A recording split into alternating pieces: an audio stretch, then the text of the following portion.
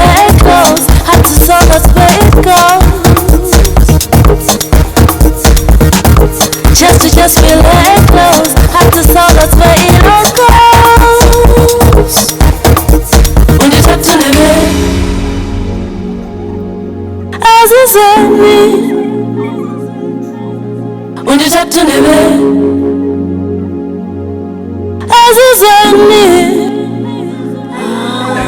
Welcome back to my channel. If you're new here, my name is Mabel. I'm a content creator, a film buff, a movie addict, a movie reviewer, a lifestyle vlogger, and social media enthusiast. So I have a channel. This is my YouTube channel where I post interesting videos. I post my thoughts, I post updates, I post vlogs, I post cool stuff, I post fashion stuff, I post reviews, I post updates, I post social events, I post content, post everything, whatever's going on, whatever really I'm interested in at the time, things of updating on my life, my interests, my likes, fun things, conversations. I give content, I give my opinion, I talk about hot topics. I'm also building my, speaking my interest in a lot of topics, current affairs, daily news, and pop culture. So I'm also reviewing a lot of that. I'm very interested in pop culture, celebrities, chatting, updates and everything. So I will be giving more reviews about that. I'm just there to just generally socialize, chit chat, give a shout, and get to know people on this platform, and give my own my own daily information about life, my own 2 cents about what's going on and what's happening and everything. So if you're new here, this is my channel. I have other videos. At the time, I'm currently working. I'm currently doing a school, I'm currently in education, study leave, so I'm building my knowledge, brushing up my thoughts, I'm gaining knowledge, I'm studying, I'm undertaking, getting information stuff, so my mind is really open, I'm really questioning, I'm really aware, I'm really curious, about a lot of things, I'm building curiosity and interest. So my relaxation thing is to look at things happening, read a lot of novels, watch a lot of shows, watch a lot of movies, get into a lot of film and culture, arts and culture, what's happening, relaxation, entertainment, a lot of new and interesting things, relax, catch a flick, gets happy, settle down, cool off, take a break and just enjoy just the fun things, the cool things, the positive things about being young and everything, having time. So when I'm not doing my school and all that, I have time to relax, catch up on shows, catch up on my favorite things. I'm a film boy. I love to binge shows, I love to binge movies. I know a lot of things have been coming out, in life, it's a series after series kind of days, series kind of living lifestyle. So everything's a series of things, series of shows, series of concerts, series of information, series of events, series of everything. So I'm just, having my, my gaze, going through, having my gather, having my, inside information, my own, is my own,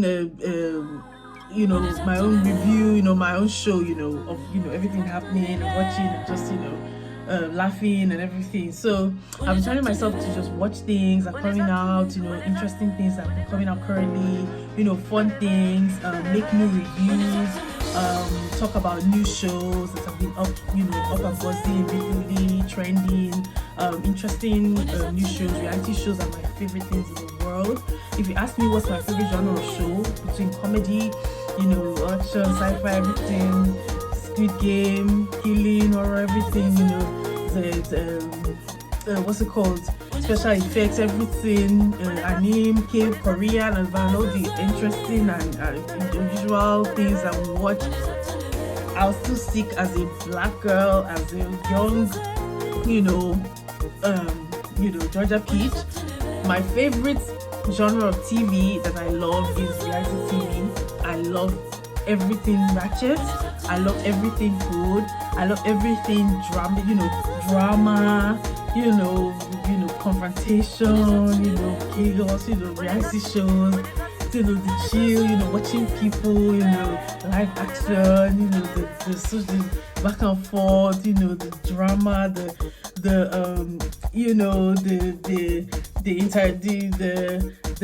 interactions, the side eye, the shade, everything. I love reality shows. Everybody loves reality shows. I can watch any kind of reality show. I love reality shows to death. That's one of my favorite genres of TV shows in the world. It's been good to watch reality shows for a hot minute. It's been a hot minute. I really watched a reality show that's new, that really kept my interest. I've been growing up in a lot of shows, the normal ones, Real Housewives, Basketball Wives,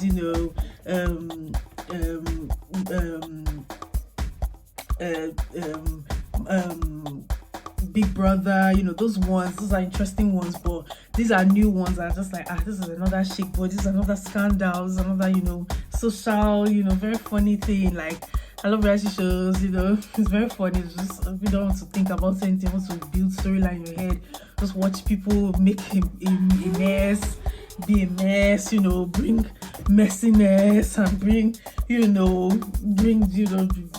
drama, bring messiness, friends, fights, like, bring judges, bring scandal, everything. So I love reality shows. It's funny, shade, everything. As a black person, I just feel like engage in reality shows. Just dry your eyes, watch it, take your sorrows away, watch the rich and mighty have their battle, have their lash, go at each other, lock heads, socially, socially slay, socially, ruin, societal, ruin of, socially, dominate everything. So it's very funny. I love reality shows. I'm watching it. Nigerians, I feel like Africans bring a lot of shade, bring a lot of the shade, bring a lot of the drama because of the energy, bring a lot of the fizzy, bring a lot of the controversy, a lot of unknown secrets, skeletons in the closet, a lot of hush, society, a lot of social drama, all this, clicking, I feel like Africans bring a lot of good reality TV. If you knew a lot of old African reality TV shows, a lot of good ones, such as Sugar, a lot of good, really good ones that were there back then, really interesting African reality shows from, South Africans, Nigerians, really interesting ones. But like now, a lot of celebrities have been engaging in reality TV because those ones, their own is to pose, as a whitewashed pose, as if higher than thou pose, as if they are so perfect. You see them so perfect, very glorious, very scrubbed, very very censored and everything. So they don't want to expose themselves. But as we're just, a lot of things come out, we're just getting to know them. They are more free, they're open to real, bring out the reality, to unleash, to reveal themselves further. Let us see them off camera. Let us know the real gist. Let us know the going down. Not just Instagram, something ghost posts or shade, something, what they call that, sub-tweets and all these things, all these ghosting kind of things. Let us see the So Nigerians, Africans, they don't like to, but a lot of them get into reality because obviously the lifestyle is too live, seeing their lives and seeing their lives, the millions, seeing the living, the action in place, everything, the behind stories. I want to scandal, I want to growing up, I want to see backstory, everything. So they've been getting more into reality shows. A lot of them have shows. They've been competing. Montala show, Tiana show, what's it called? catfish show, different shows, we have different reality shows over time. I get this reality TV, sometimes they get tired, they just frustrated, say we're not doing another season, and my head is hot, this Lagos is too much, this Durban is too much, this thing is too crazy, I don't like here, too many evil eyes, how they don't want to rope us in, but we're just seeing, then they bring their claws. So we're very good at reality TV. I feel like, yeah, we bring a lot of energy, scenery, bring a lot of even enlightenment, bring a lot of sensitivity, bring a lot of subscription to African lifestyle, lifestyle of Africans, positive images of successful Africans, Nigerians, in media, entertainers, interesting things, bringing other sides, other dimensions, getting to personal, interest, intimacy with people, of high caliber, understanding them as human beings, not as a celebrity and bashing them, and others, as a superstar, as a public figure and talking and everything. We now see their whole, their humanity, see their lives, see their soul, we see their character, they can explain themselves, we can understand humanity. We need to be more human as Africans, as Nigerians, watching shows, watching the celebrities, getting, engaging with entertainers and, interacting and all that. We need to understand, be more sympathetic, we need to be more compassionate, about their self, we need to humanize them more, not just debate and just degrade and talk and bring rumor, just lover and everything, talking rumor and everything, and bringing up rumors and all that. We need to know that, see them as humans, and see, the humanity of, it's not just stories, just to bring a human side, humble yourself, you bring humble everything, humble yourself, get to know someone, you see them as people, personal people, even be inspired, the things that they go through, challenges, how they, things that can trigger, thinking, that can trigger, encouragement and things like that. So I really enjoy African, Nigerian reality shows. It's very interesting to watch, it brings a lot to it's very funny, females do a lot, we have males who do behind the scenes, concerts behind the scenes, touring footage, a lot of celebrities and singers, Whiskey, Davido, a lot of them have touring, behind the scenes and all that. We get to see them as real people. And the women, I feel like they have more to code, they more to conceal, more to to conversate about because of too much rumors, this and that. So it brings a lot of openness, brings a lot of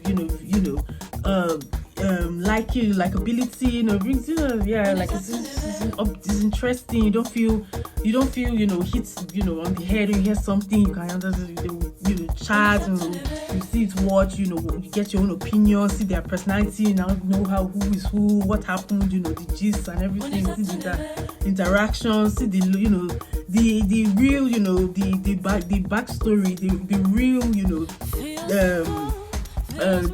conversation about this person, you understand, not just judge, make judgments and all that, because people talk, society is very large, everybody's talking, everybody's is observing, so it's good to see humans, about people who are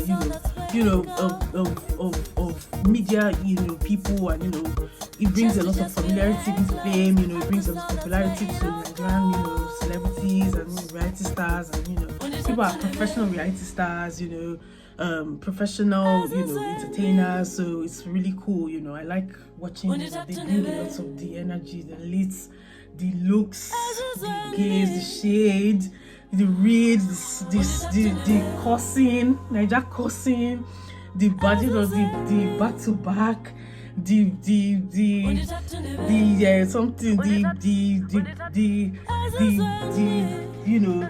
drama, the rapport, the cursing, native, indigenous cursing, everything, like slappy, like everything. So it's very interesting, funny as hell. So anyways, I love reality shows. I love Nigerian reality shows. African reality shows are very big now. And so one of the reality shows I've been watching recently that is really interesting. What's the whole season 1? A really good one that came out last year. That was really popular. People watch it. It has a second season. Mixing lots of famous entertainers, young upcoming entertainers, like the name mentioned. It mixes a lot of industry giants and familiar entertainers and notable personalities, entertaining slay queens, celebrities, from different walks of life. One of the biggest ones that brings a lot of diversity of characters, brings a lot of rich, luxurious, entertaining characters is Young, Famous and African, which is a really good show on Netflix. Came out last year. Second season is really good. It has a lot of interesting characters. I'm watching the whole of the first season. It has really good characters, singers. It has Diamond Platinum, South African, Nigerian, mix of entertainers and celebrities. It has some notable millionaire, billionaire, multilingual South Africans, Kanye Bao. So this one of the stars of the show is Kanye Bao, who is a 28-year-old successful actress, adult entertainer, model, and entrepreneur. She has a boyfriend who has a shady business, questionable business.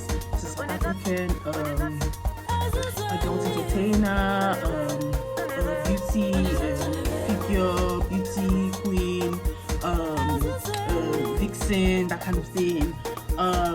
She's also co-starring with other South African Mzansi famous celebrities such as Nadai Nakai, who's a rapper who's forming a relationship with Diamond Platinum, who's obviously multi-platinum selling Tanzanian artist, one of the biggest artists in Africa, who's on the show currently. She's a rapper from South Africa. She has a long distance lover named DJ Naked DJ, also known as Andil Nkube, but is a DJ under the moniker Naked DJ, a South African popular VJ DJ disc jockey. She's having a love triangle between the two of them, and those are the South African stars on the show.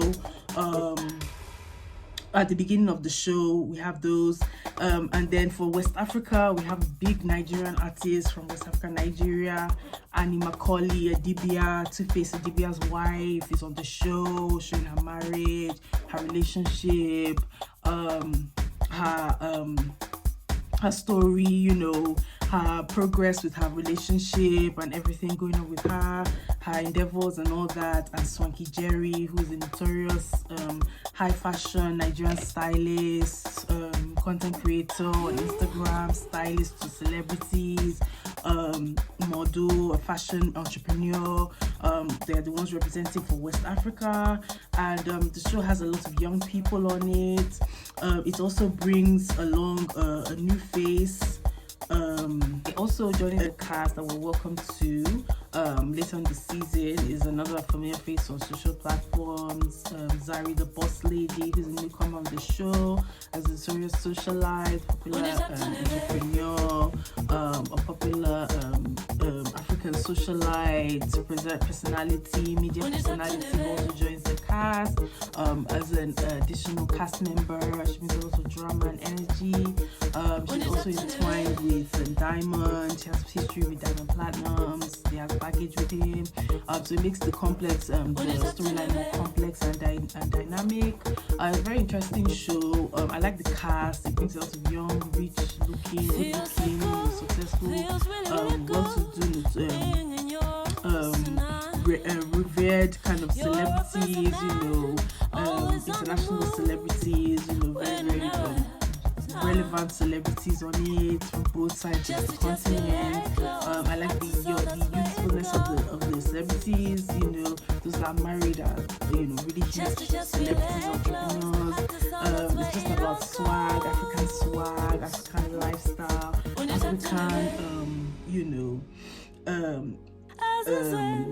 living, you know, African luxury, African personality, you know, African attitude, you know, African affection. You know, it's a very, you know, it's a very, you know, culturally relevant show.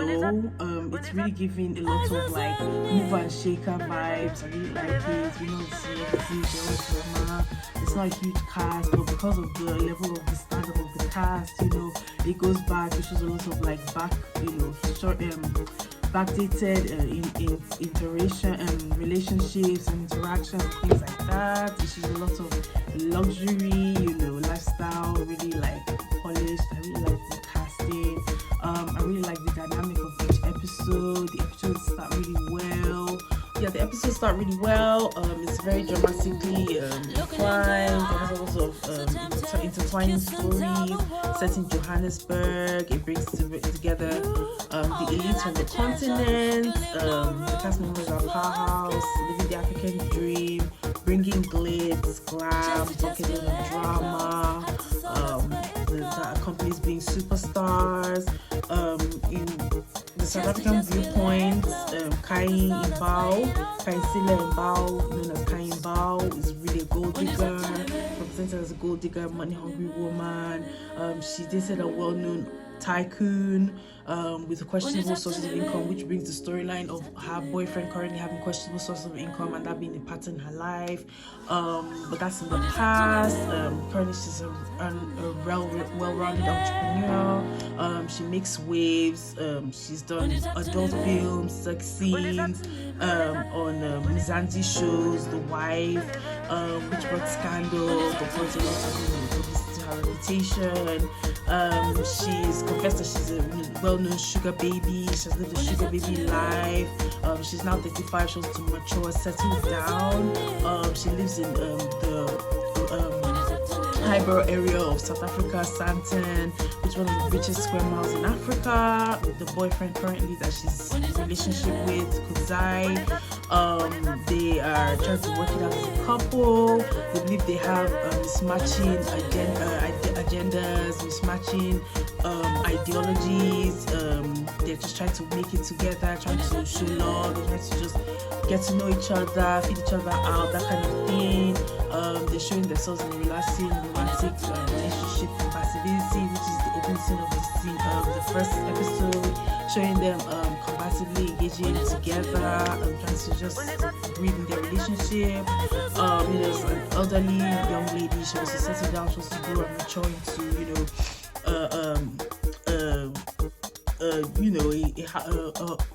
a wife, into a housewife, a homemaker. So it's just the transition from that adult entertainment past to being a homemaker is what she's going through. So it's working up to their relationship. They're showing each other, seeing how they're interacting, luxury, as millionaires, just lavishing each other and all that. Then we now enter into the next scene, which introduces Annie Macaulay Dibia, who is the wife of Two-Face Dibia, a Nigerian superstar, Tubaba, who is a proper Nigerian superstar entertainer in Nigeria. It's just her life, outside of being the wife of a multi-millionaire, celebrity, superstar, entertainer, music mogul. It's just her other dynamic side as a wife, aside of, as an actress. She's also a well-renowned actress in her right. She has featured in over 200 movies. If you remember, she was in Blackberry Babe. She was in a lot of old Nollywood movies. She has a lot of catalogue of movies under her belt. She's a seasoned actress. She's also an entrepreneur. She's a movie producer. She's also a model. She shows a lot of dynamic parts of her empire. Annie Macaulay Dibia is not really... She's a younger generation mother and wife and everything, so it's just showing how she's managing to juggle her home, balance with work, success and everything. Obviously with the level of success and fame that her husband has, it has come with a lot of scandal. It's come with a lot of mishaps in the marriage, rumors and all that. It's like her own progress, her own success is really outshined by Two-Face's mega stardom. She's known as Two-Face's wife, with a marriage that has rumors, that has rocky, things because of his own past. He has a number of ex-wives, of baby mamas, of children outside the marriage.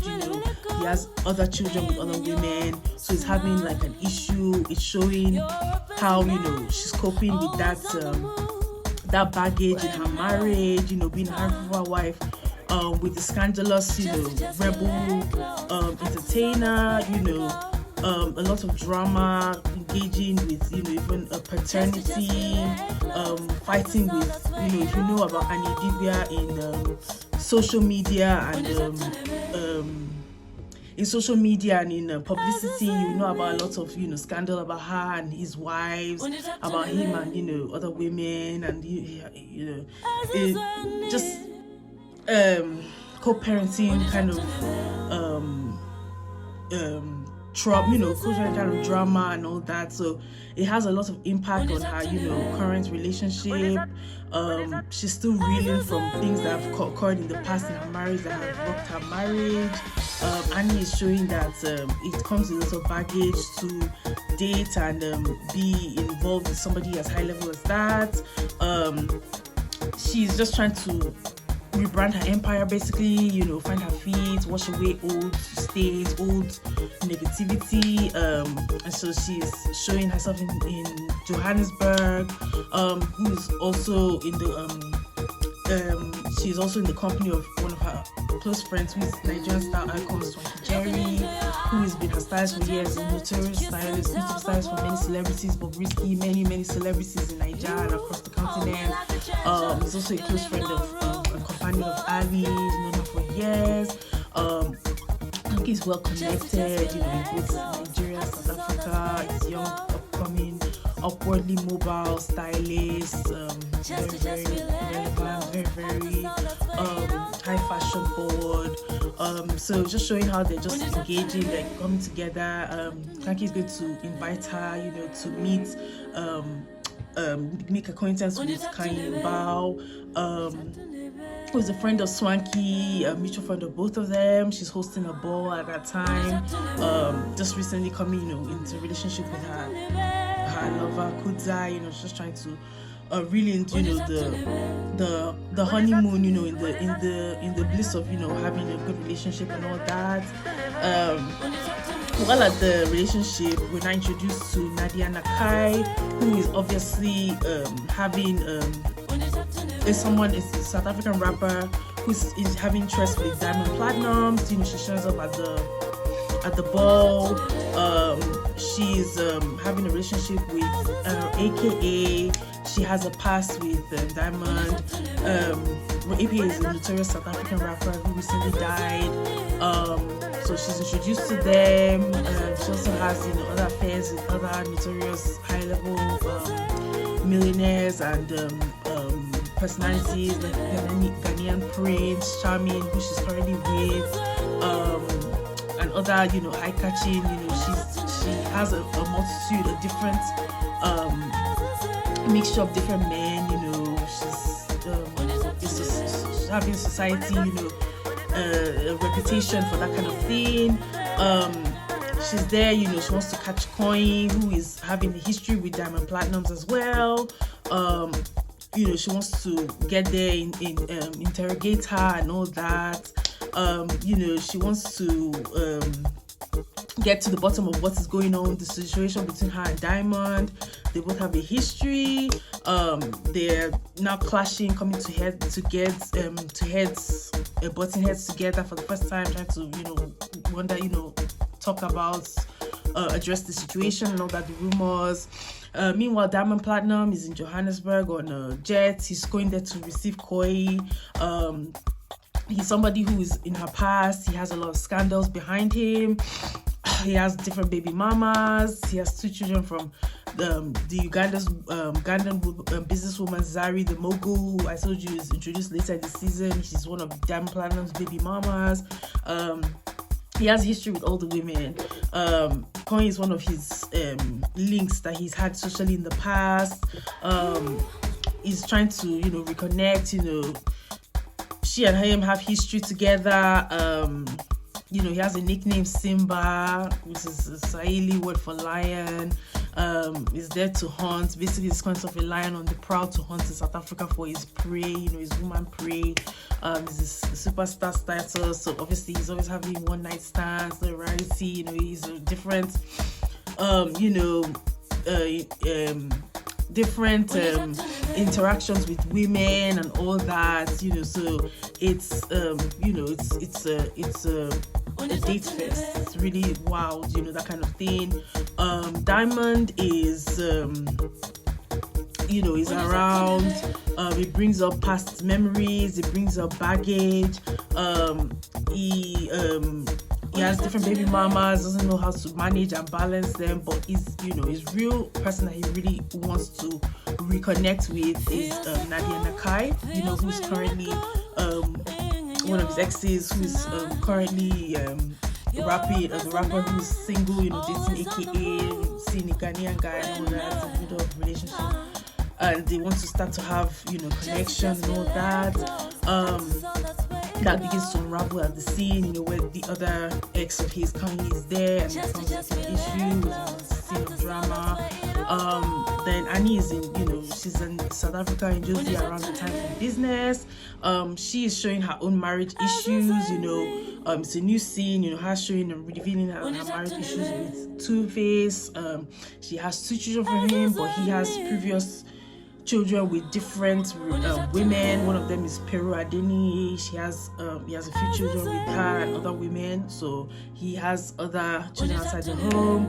It has caused her health issues, it has caused her embarrassment, it has caused her trials, it has caused her trauma. Showing her relationship with her 7-year-old daughter. One of the older 7-year-olds, she sitting, reviewing her life,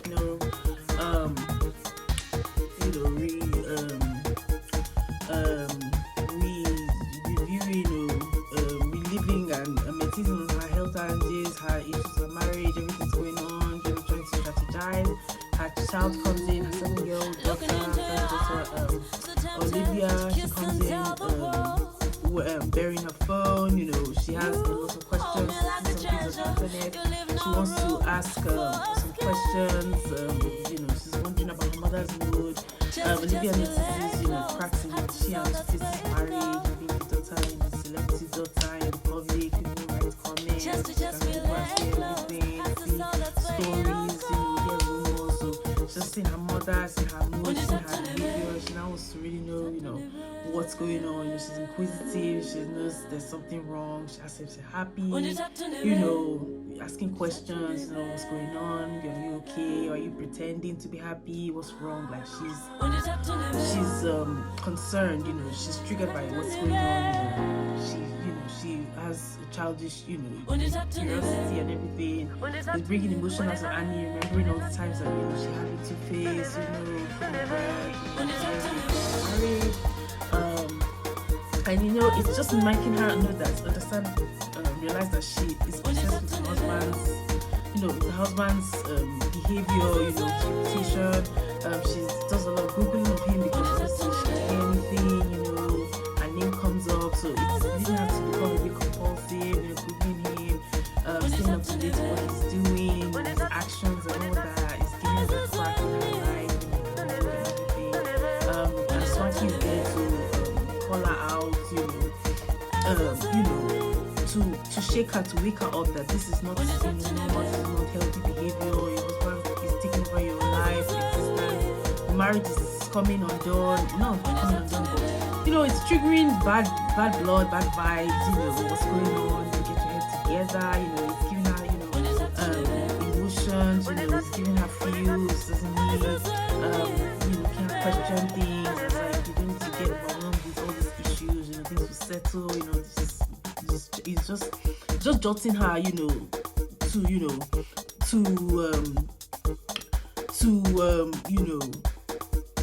to wake up, to practicality, she practical, relax, and things are okay, just giving her reassurance, while the child is there, don't want to trigger the child's emotions and all that. So, yeah, that's the scene that we end with. She's questioning her marriage and everything. So away from the two of them who are besties, there's another A-list South African star who is Naked DJ, also known as Quentin Mastina, or Mr. Ask a Man. He has a popular radio segment in South Africa. Very popular DJ, disc jockey, promoter. Does radio drives, does segments and all that.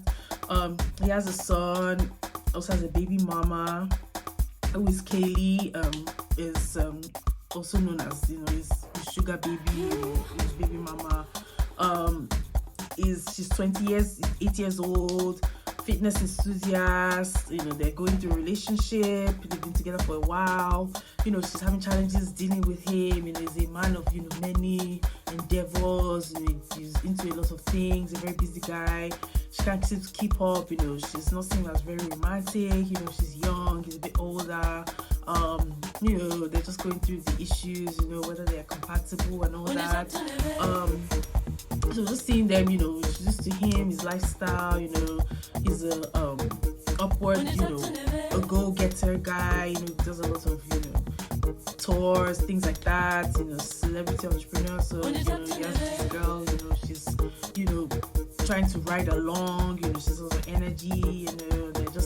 They look, it's like a trophy, picture perfect couple, but they're having, trying to understand each other and get romantic and everything. So we're now flashback to prior to the Kanye Buzz ball that she held, where there's a competition between her and Nadia about diamond platinums. And so prior to that, they had already face to face had a intervention with Swanky, who set up a date between her and Nadia and Annie. To talk about what's going on. She had a conversation with Nadia, had a date with Annie, set up by Swanky, to just find out what's going on, to dig into the drama, to get acquainted, what's going on. She and her, they start to talk. She knows Swanky for a while. Swanky is very outgoing, he's very loud, very confident, very very overwhelming personality. He's very extrovert, so she finds that he's like very brash, very like what you see is what you get, very upfront. And Annie's like the opposite. She's more of a wife, she's reserved. Like she feels like she can trust Annie a bit more. Annie's more conscious of keeping secrets, whereas Swanky's very out there. Very direct. Very out. Confrontational. He doesn't hide the truth, doesn't mix his words. So she thinks Annie is reserved, but she has secrets. Two of them are close, doesn't know what they're keeping. She just feels she may not trust Annie. She should tread carefully, keeping secrets with Annie, because of Swanky and other people. Kanye being somebody that she's not trusting. Going back to the diamond issue. She's not really able to blend. They have a clash of personalities. She and Annie are not really of the same, personality traits, of the same energy. But there's Quentin, who was the DJ, Naked DJ, who has a friend, and Deal, who is like more of Annie's type. He's a sportscaster. He's been in entertainment for a long time. He's a friend of Quentin DJ Naked. He knows him as a put together guy. He doesn't want to he wants to he's trying to introduce him, hook him up to the other ladies in the circle. The guy is looking for a relationship. He feels like he's Annie's type. He doesn't know what to feel, to feel like, she's married and everything, but because of what she's going through, the guy is young, he's an entertainer. He doesn't want to, dim somebody else's spotlight. He brings him, introduces him, gets him acquainted. He visits him at home. He's a sportscaster, athlete, well-to-do guy. They're having conversations about relationships, where he's going, who he's feeling, and all that. So that just leads us to question like what's going to happen, what's the agenda behind this meeting and all that. Then it's the day of Coin's ball. That day that Coin Bar had the ball, which invited people. It's a very huge event. Glitz, high glitz event. Glamour, red carpet event. Everybody's dolls up. Everybody's dressed to the nines, and there's photographers, paparazzi, and everything. When Annie comes, she doesn't have any floats and she feels like the event is underwhelming. When she arrives at the event, she feels it's very garish, she sees that very fake, very flamboyant over the top. She just feels underwhelmed, doesn't like it. When she goes to Swanky, she doesn't hide her tongue, you know, being in Nigeria entertainment, being a Nigerian woman, she has her opinion. She goes to Swanky, she says, you know, she doesn't really feel like the event is working. She expected a bit more razzle dazzle, a bit more, you know, hype and everything. Well, you know, that leads, you know, comment this to some, energy, bad energy, you know, people, you know, reaction about that. So that just went under the table. When they're together, you know, there's Diamond, who is looking obviously interested in Nadia, you know, the rapper who just broke up with AKA and the other, you know, entrepreneur she was dating. He really likes Nadia. Has ended with Kanye. You know, Nadia and Kanye are feuding. She doesn't you know, she doesn't hide her feelings. She's also interested in Diamond. You know, he's liking her. Meanwhile, Quentin, who is the other DJ cast member, DJ Naked, he has no idea who what kind of business he's inquiring about Kudzai, you know, that's Kanye's current partner, about his business, you know, what kind of business he's doing, what kind of entrepreneur he is. You know, he doesn't have a concrete business, doesn't have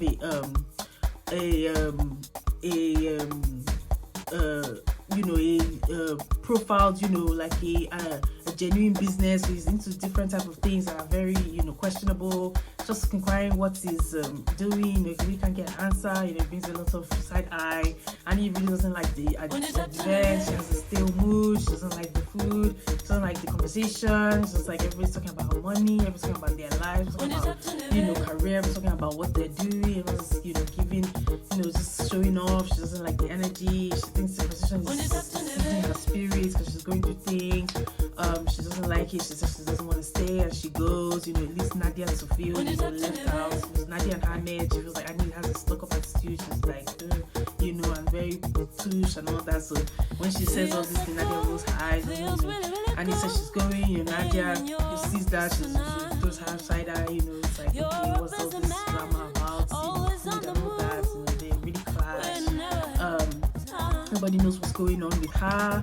Meanwhile, Adil is like as if she's interested in Annie, you know, that, you know, he's trying to confront, you know what is going on.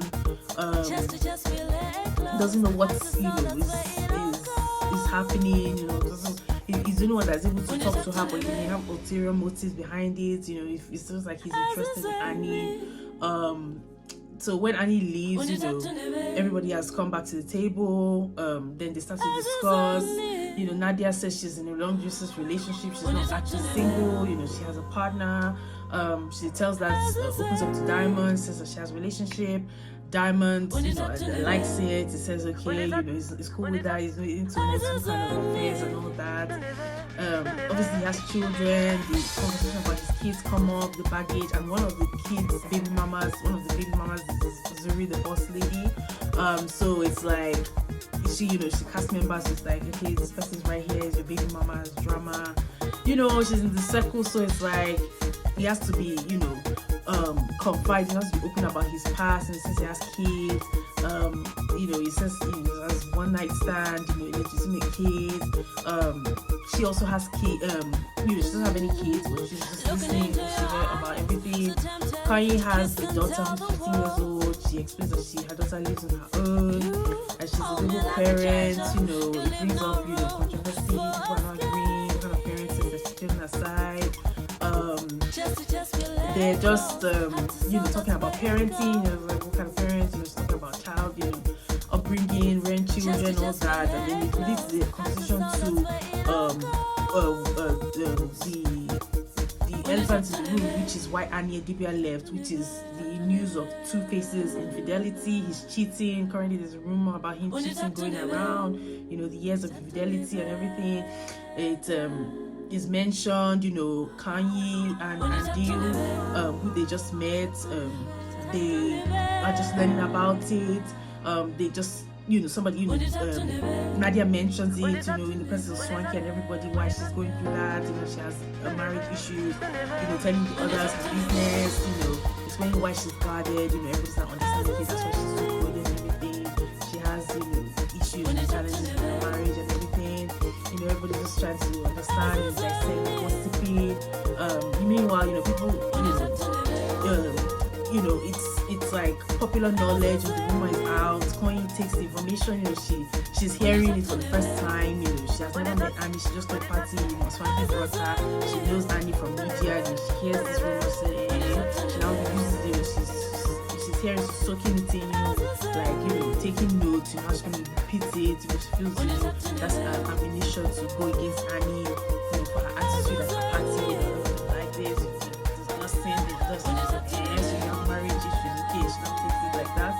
Everything is just going on there. Recruiting, rumoring about her, talking about her, feels justified about that. Meanwhile, there's going through the night, everybody's still partying.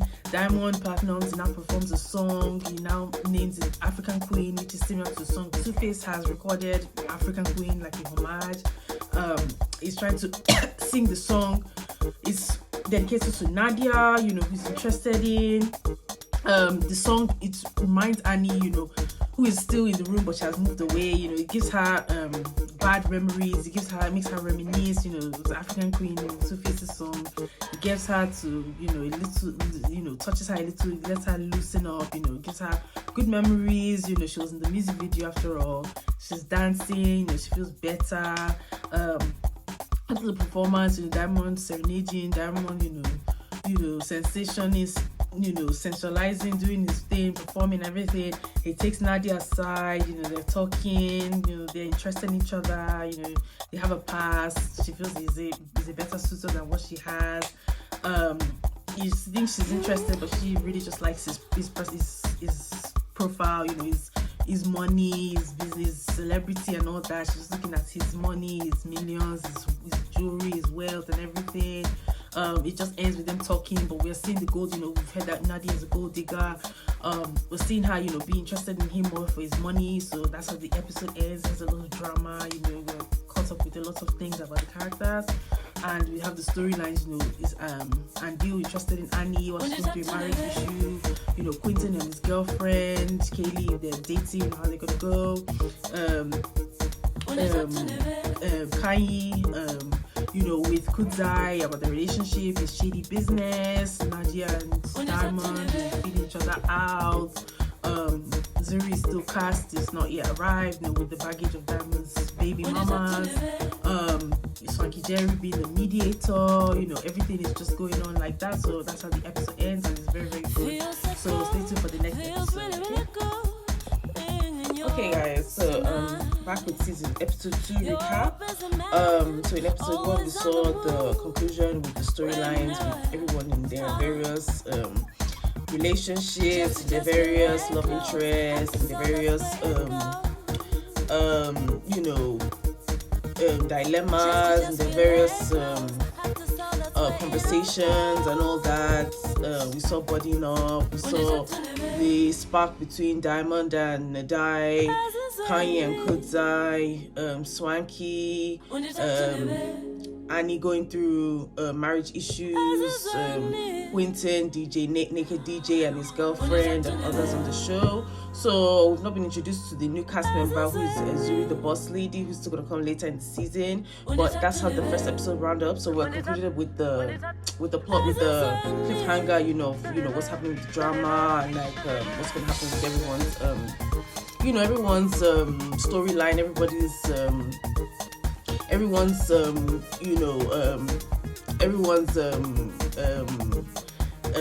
attempt, everyone's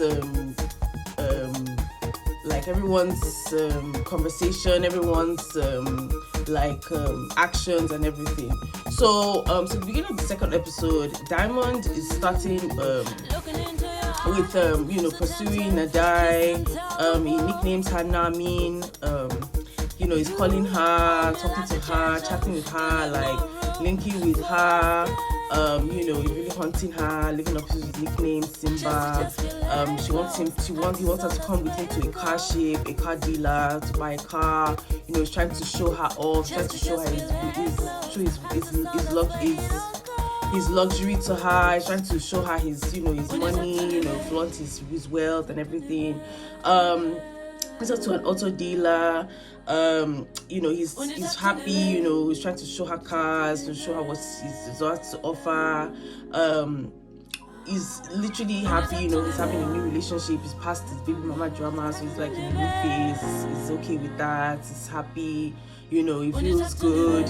He's optimistic. We leave that scene. We go to another one where Kanye is in a good mood. She has not seen Nadia, who she has drama with about Diamond. She feels past that issue. She has not seen her since then. She's still harboring bad feelings. They are catching up, so she just feels she wants to clear the air. She goes out with Nadia. Goes for a catch up to discuss. So they're talking. She talks about how Annie disrespected her. She says she doesn't like how Annie was acting at the event. Annie's attitude, the way Annie was disrespecting her. Annie was challenging her, coming with the drama, Annie's attitude. She thinks Annie has this chip on her shoulder. Annie is proud, or Annie's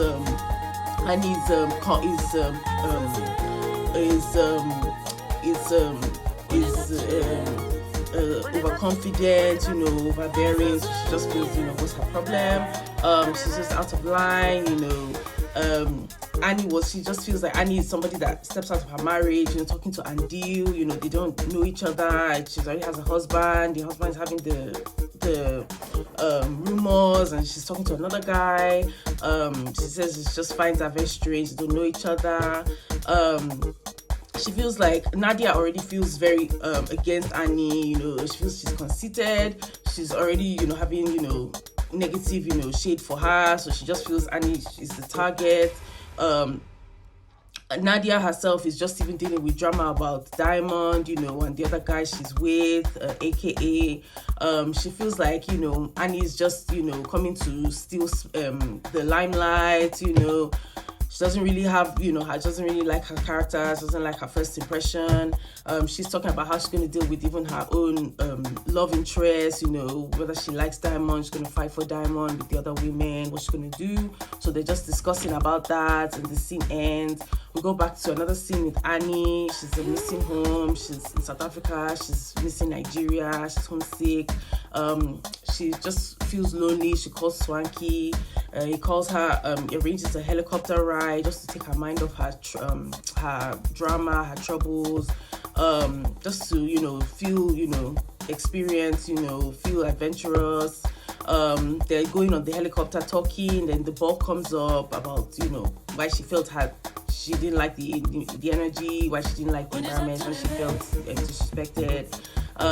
Swanky felt like Annie should be more lenient, relaxed with Kanye. She's an extrovert, she's a diva. They're two main characters, so they clash. She just feels like Annie should have more, more compassion for Kanye. Understand her. She's young. She shouldn't have been so harsh. She doesn't feel like Kanye is also a mother, so she feels like their parenting is different. They have close, they're not willing to open up about their parenting or their personal life. Just feels like she should just allow her about her parenting, losing her child, having parenting influence with her child. She just feels maybe it's because she doesn't want different men to know her child. As Annie is a very protective mother, she has 2 kids, she's always with her kids. She feels like that's just not a good upbringing. Differences in parenting. She feels like you judge her. She's a single mother. It's the way she parents. We don't really know about Coin's parenting. She just mentions her child, but as a single mother, she has a different background. She just feels like that's the issue. Maybe they're not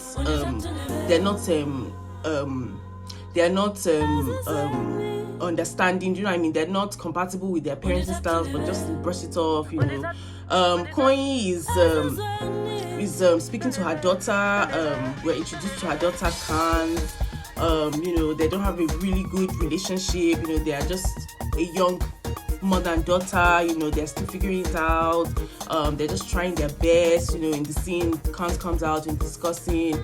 They're not having like a perfect relationship. They're just, they're making it work. So Coin feels judged, maybe because of her past, the industry she was in, now being a mother with other mothers, they're looking at her, those things. But we just get to understand, the nature of the relationship. She's actually trying to post, trying to play the role of mother and father. They're just trying to make it happen. The difference between her relationship and Annie with her daughters, who's married, also having trouble. So we're just seeing her parenting. We see her like relationship with her child and everything. How they're trying their best and all that. So that's where the scene ends. In the next scene, Andil, who is Quentin's friend, he invites Diamond and Quentin to play golf and discuss about women and talk about what happened at the ball and other things. Diamond is one that is obviously a very notorious flirt. He has experience with women. He's talking about his baby mama. How happened with Zuri, his other issues with his baby mamas and things like that. What happened, how he messed up, how he's trying to move forward from that. Just talking about that. They're advising him. He's not really open to talk about his past, but he's talking about, because of he's trying to digress, divert his energy to another woman. So he's talking about that. Quentin is talking about why, he's a busy man. His girlfriend Kaylee feels he's not romantic. He has a busy schedule. She feels, he's lacking in romance. Why he's distant. Even though he spends time at home, he spends time with her. Why they don't feel like, their energy is not there. They're just chatting, giving each other advice where he thinks he's going with that. Meanwhile, the ladies are having golf at another camp. So it's Coin, Nadia, and Kaylee, who is Quentin's girlfriend. So she's going to talk about why, she feels like Quentin is not really, giving what she wants in the relationship. She's saying her own point of view with the other ladies. She's talking about how she's been with him for a year. She hasn't gotten pregnant. She's pregnant by now. She doesn't know whether his interests are genuine. He's defending himself with the men. She's talking about what she's going through with him, with the women. Why she's feeling a miss in the relationship and that kind of thing. And so meanwhile, Nadia's intentions with Diamond. She's talking about what she really feels about Diamond Platinums, whether she's really interested in him, but she just wants his wealth. She's just saying she doesn't really know. She's just having fun, but she really wants a song because she's a rapper. She feels Diamond would be a good feature. Why she wants him, because she wants a feature, a relationship, a song, for her career and all that. So maybe that's why she's interested in him, but she's just confiding the ladies what she's going through. She's not really sure if she's wanting him or she really just wants her career to progress. She's a very flirtatious man. That's what her caution is. Basically they just said what they're going through, their feelings.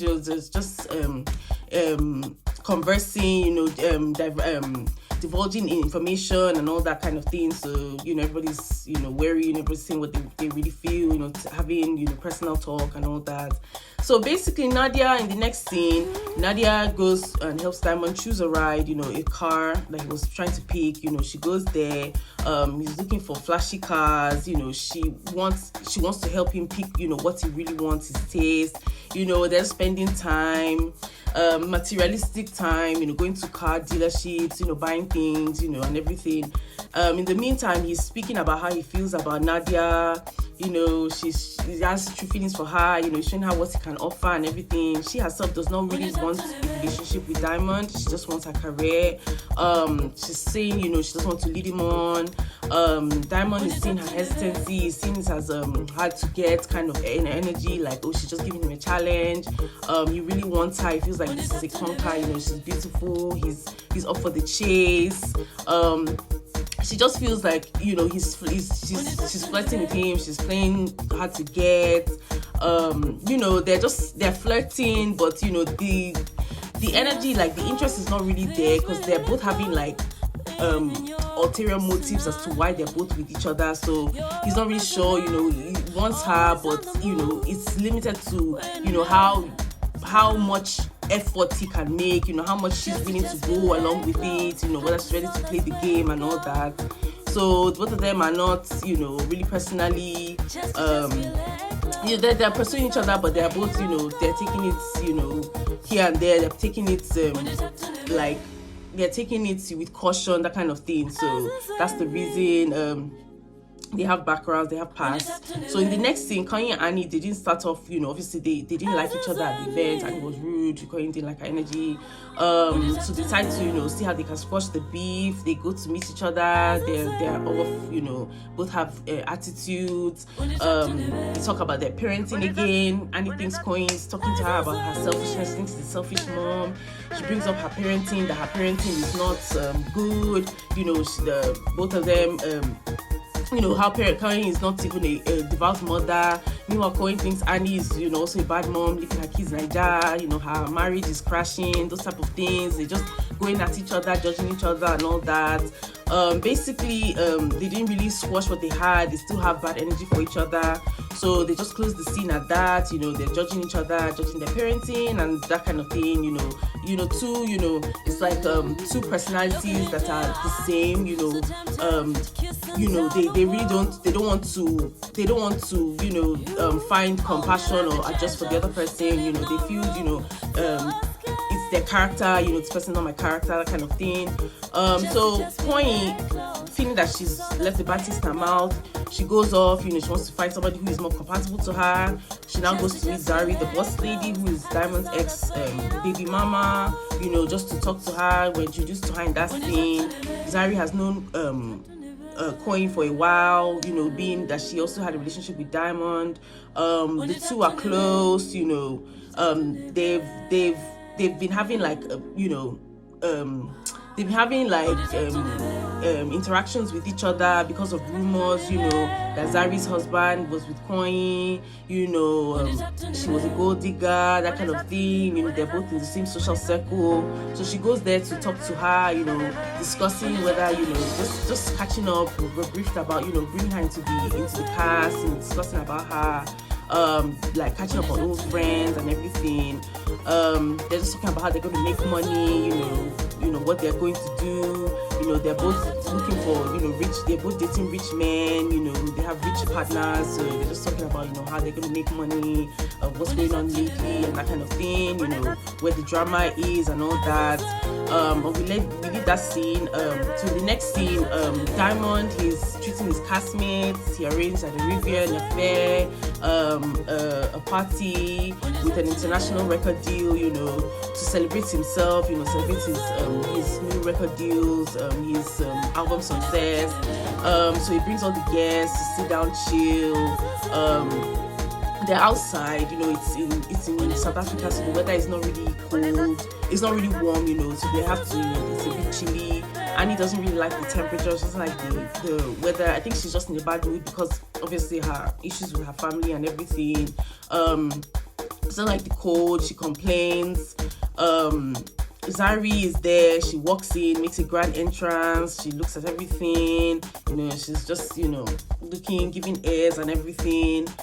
Nadia, who is with Zari, is currently having a relationship with Diamond, sees her, is shocked that she's here, it's like a past, this is one of the baby mamas, she's shocked to see her, it's like a surprise, she doesn't know even she and Diamond are still together, how the three of them are now in the same space. It's kind of awkward.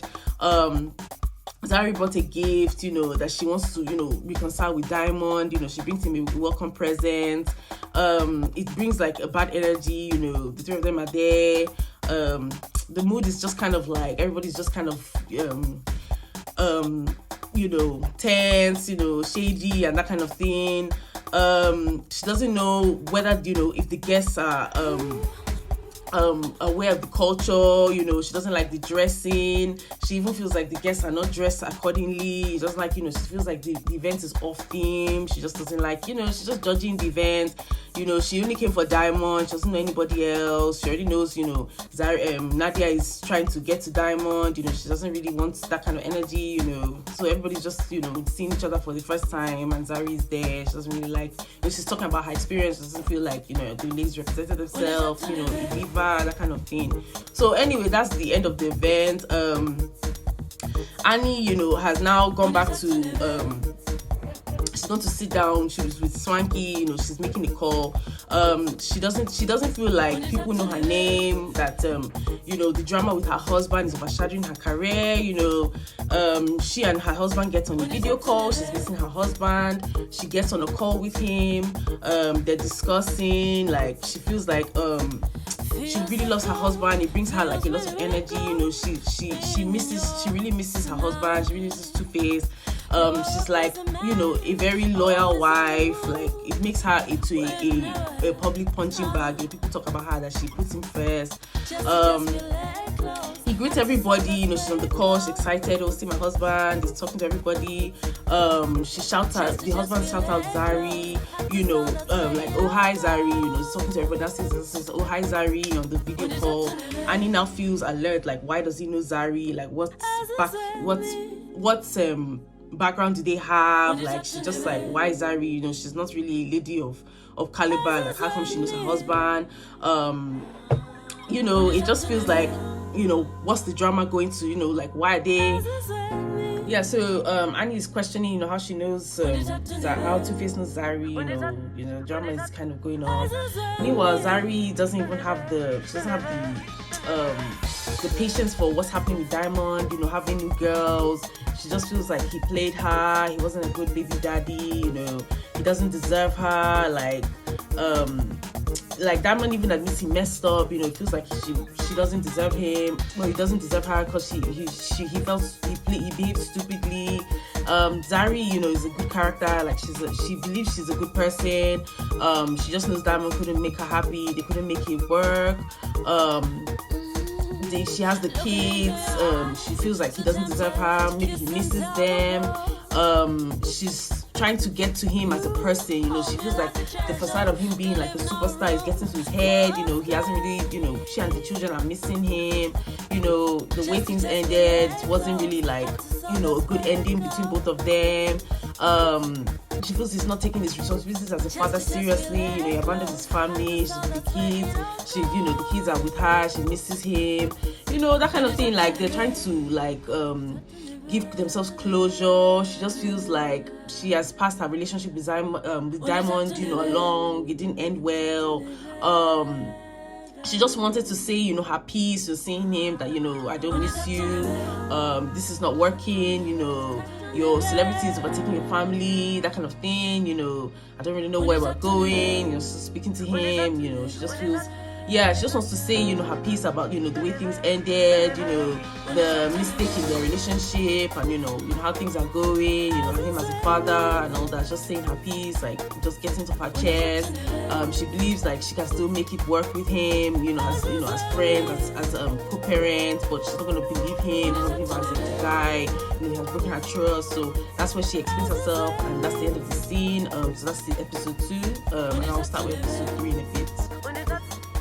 Okay, so episode 3, previously on the previous episode, Zari, the boss lady, was welcomed. She stepped into the picture.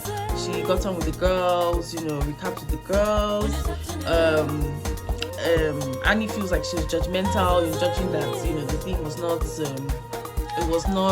fitting, that people didn't get the theme right, didn't come with the right dressing agenda.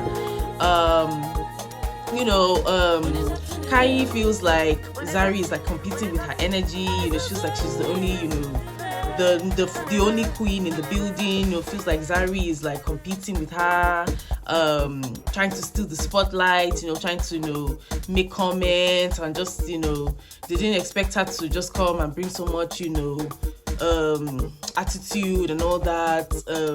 Zari doesn't even like Nadia because of Diamond. You know, she doesn't expect her to be friends. They're not really going to be having a good relationship because of, you know, the clash between both of them and Diamond. You know, having both having passed with Diamond and everything going there. You know, the ladies judge Zari, just seeing how, okay, Diamond's ex, she's talking, she's making comments. You know, they feel like maybe their relationship is not going to compete, you know, between the two of them. You know, it's like a competition. You know, she's doing her best. She just came. She's just trying to sort out, you know, who's who and everything, sift through the fake and everything. Kaylee knows that she's more of the reserved type. She's just gonna like watch. She's more of a bystander, like a silent cast member. She doesn't want to get into the mix. She's trying to be neutral. She doesn't have an opinion about Zari. She's just going to maintain her silence, maintain her peace, be reserved, take a unbiased stance about her opinion with Zari, make no comments. She's still trying to manage her relationship with Quentin. She's just trying to stay in her own lane and not judge on the first sight. So that's the end of episode 2. So episode 3 begins with Kanye getting the girls for brunch. Nadia is wondering why that Zari is invited. Zari has a seat there. Nadia's already judging why Zari is there. They have tension. They're both they both just feel bitter about the way that they're both in the same man's life, so they're just having that issue. Zari has seated the girls. She doesn't want Zari to sit next to her. She and Nadia are opposite. They're judging each other. Kanye is hosting the event in honor of Nadia. Tu is going to travel to see her own boyfriend, who is she's in a long distance relationship with. So they're just together, they're just trying to break the ice. Zari is clueless about things between Nadia and Diamond. She's not sure of like what the stage of their relationship is, just her things. So Kaylee brings it up, just to break the air that she and Diamond and Nadia are together.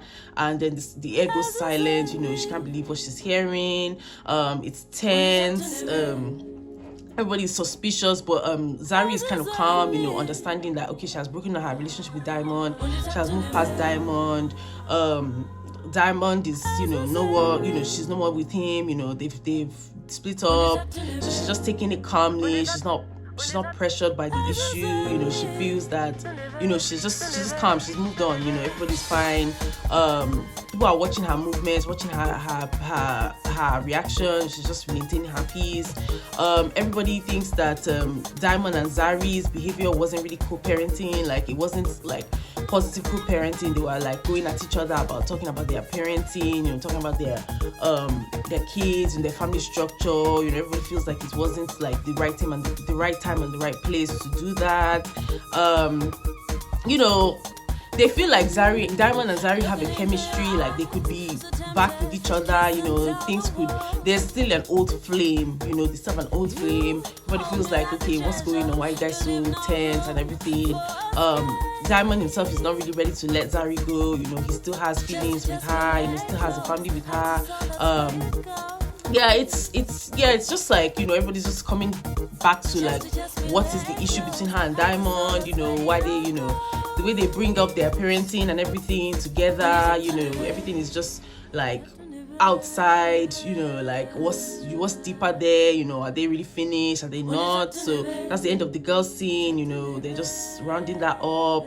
And then the next scene, the next day, the boys are having a spa day that was hosted by Swanky Jerry. He just wants to take everybody out, sip champagne. He's just like the free friend in the group, so he's just taking everybody to unwind. Swanky was late. Previously he usually is using African time. He's a diva. He uses African time. He doesn't really come out on time. He comes late. Everybody's catching up. Usually he's late for every gathering. So he comes late again. He misses out on what they're discussing. He's invited them, they're already there. Quentin is now, when he comes, he now arrives, now gives him the tea. He's now updating him on his own life, what he's been speaking to with the other guys about. He's just telling them that he's sexually frustrated. Because his own friendship with Diamond, as a singer, his male friendship, his romance with Diamond, like his friendship with Diamond is having a toll on his own relationship privately. The women, Kaylee is nervous because Diamond is a player. Diamond himself is not a good influence. You know, he feels like they're all worried that people are friends with Diamond, you know, because the women in the group, somebody like Nadia, who's seeing Diamond, is friends with Kaylee, and Diamond is playing two women on the same group. You know, he has feelings with different women. You know, she's a friend to Nadia. She just doesn't like the place she's in. You know, two of them are like friends with Diamond and Nadia, but the relationship between everything is like, it's like not, you know, there's flirtation everywhere, so she doesn't feel it's like good for the relationship. Diamond is feeling like, you know, his relationship to Zari is like you know, like he says, like chewing gum. Like, it's like, okay, maybe Nadia, he says Nadia is like a grape, Zari is like gum. When you're chewing gum, you spit it out, you have your grape, and then when you want your gum back, you go back and chew the gum, like as if it's like a fallback. He feels Zari is like a fallback, you know, he's explaining how he feels, just he's such as an old flame, you know, he's mother of his children, like she's marriage material, but he doesn't feel like she's the one, you know. He says that if he wanted to marry a girl, like he would marry Zari, but this is not the right time. You know, he's feeling his interest and everything. Nadia is more like the you know, like the grape, you know, having his own bite of the grape right now. And when he feels like he'll go back to the gum. So, you know, he just feels like she's a long time, you know, down ride or die woman, but you know, he's not sure what his intentions are marrying her. And obviously they have kids, so it's like a strain. They're just talking about, you know, what's going on. You know, women feel cautious about Diamond, you know, what's going on, and about, you know, how, you know, just the issue with Diamond, and like whether he's playing or he's serious or what's going on. After the girls brunch, then at the girls brunch, they have a brunch, you know, Annie is still having a bone to chew with Zari. First of all, you know, Two-Face shouted at Zari, so she doesn't know where she knows her husband from. Zari made comments about the women's dressing. She doesn't like, you know, she didn't like the attire and everything. She just feels suspicious about Zari, like, who's this woman, where's she coming from? She mentions it, she picks her bone with Zari, you know, who are you, where do you know me, you know, who are you, where are you starting this drama from, like, where do you know me from, why you know, like doing too much, that kind of thing. So, you know, she's just confronting her. Zari doesn't feel like she offended anybody. She makes her, you know, apology, you know, she says she's sorry. You know, she feels like there are other ways that she could have made her point about the dressing. Zari, you know, she just feels, okay, I'll just make her apology, you know, save my peace, and like, you know, there's only so much you can do to please people. I just feel like the energy, maybe because of the call with her husband, it triggered her, like, don't talk to my husband, that kind of thing. So I don't know, just kind of made her angry, so they apologize, that kind of thing. And it just feels like she's a time bomb, you know, people are picking at her. When she reveals herself, she would, you know, show what she's, you know, everybody would see another side of her. Meanwhile, Kanye is concerned about Quentin and Kaylee's relationship. Basically, you know, the two are having issues, whether they're really romantic and all that. They've known each other for a long time. Kanye has known Quentin for 20 years. She knew about Quentin's ex-wives. He has previous marriages. She can tell his mood in a marriage, whether he's in a troubled relationship. She feels like Kaylee and Quentin are not really having like compatibility that they need to have. Things are not really looking good. She's just trying to tell Quentin that she feels like he's put too much chase in the relationship. You know, that he's putting a lot. You know, he's not really getting what he wants, and maybe they're not going together like they should. They're now, you know, they're just conversing about that. You know, she doesn't want the drama. She doesn't want Quentin to have drama.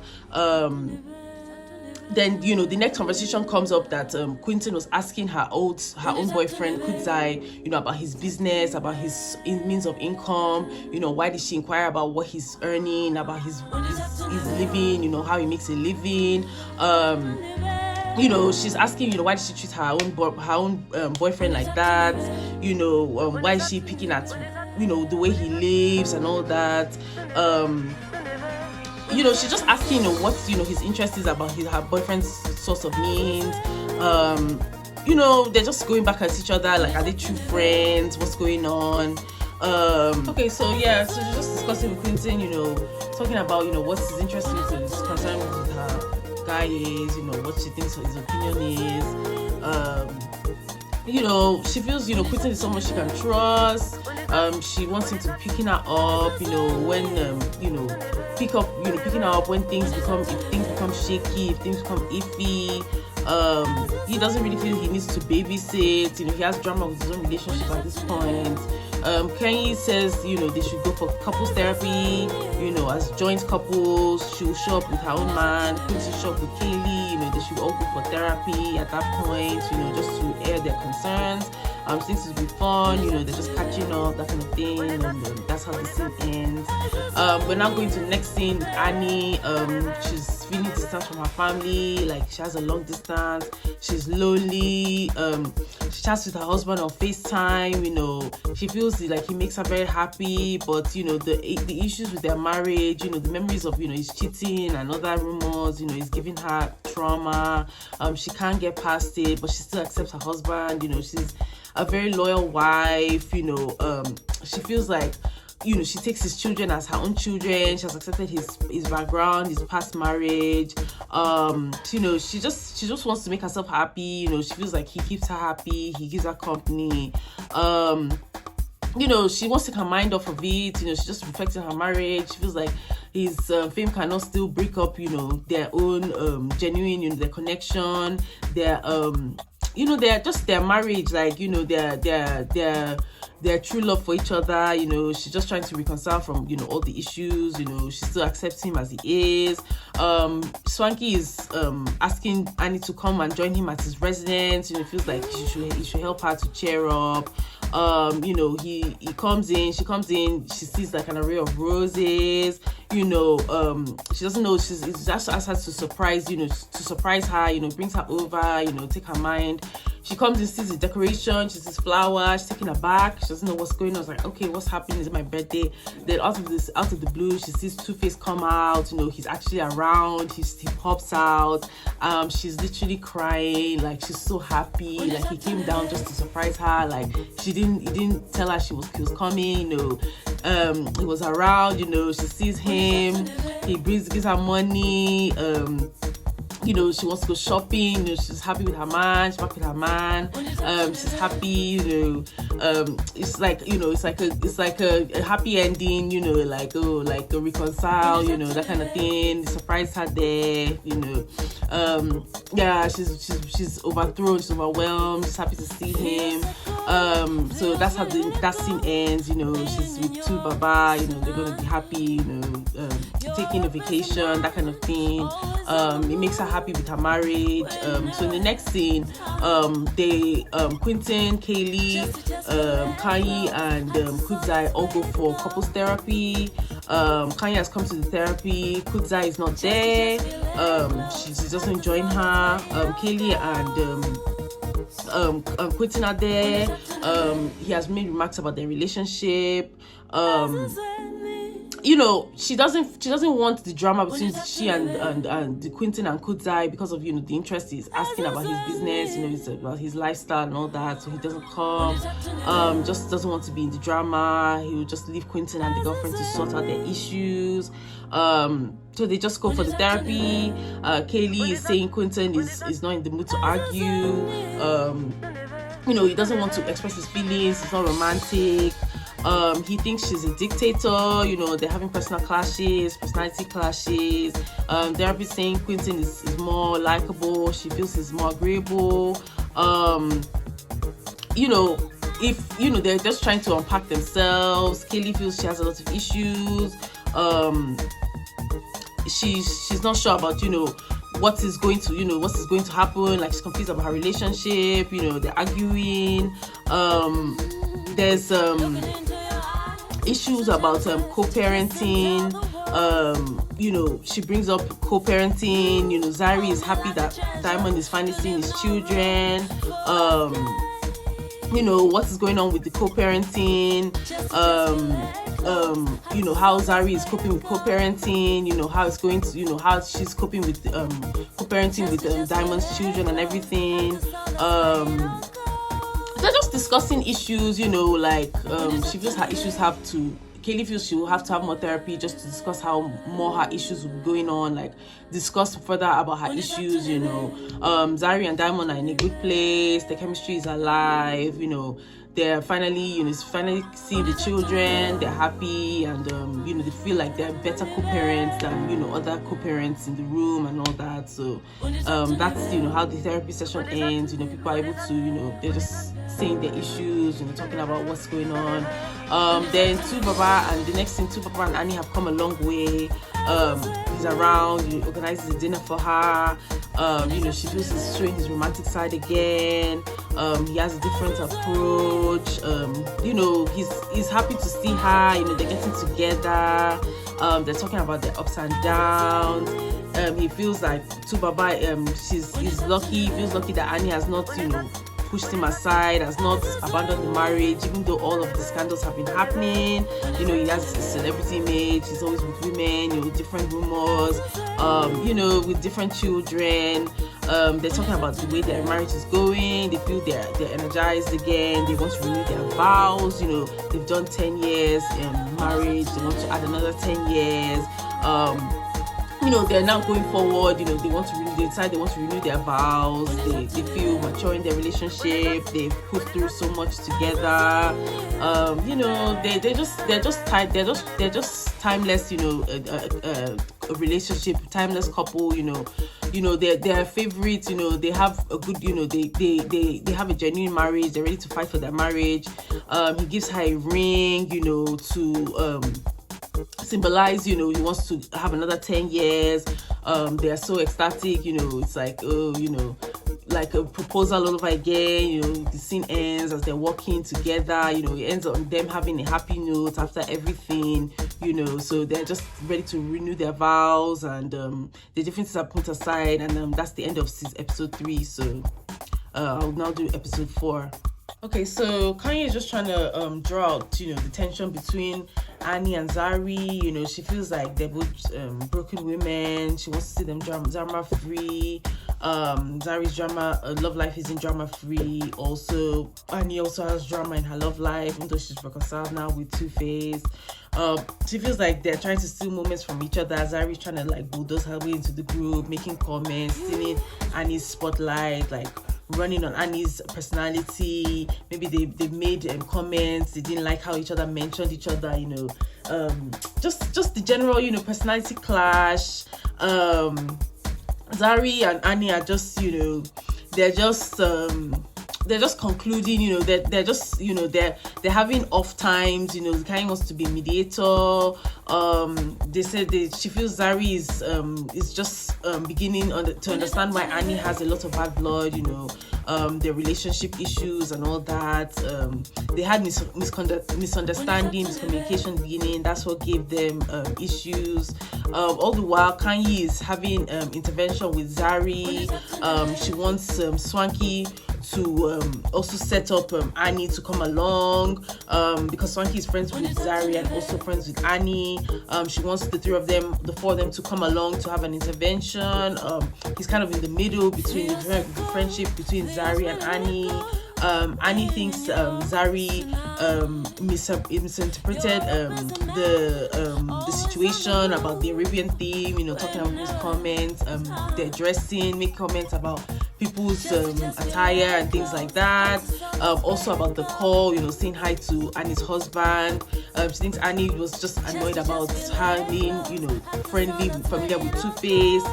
Two-Face was generally friendly. That's what Kanye feels. She feels he wanted to speak to everybody. He wasn't just speaking to Zari only. Maybe Zari just felt extra special. She felt confident about that. Maybe that's why Annie took it the wrong way, had a misunderstanding.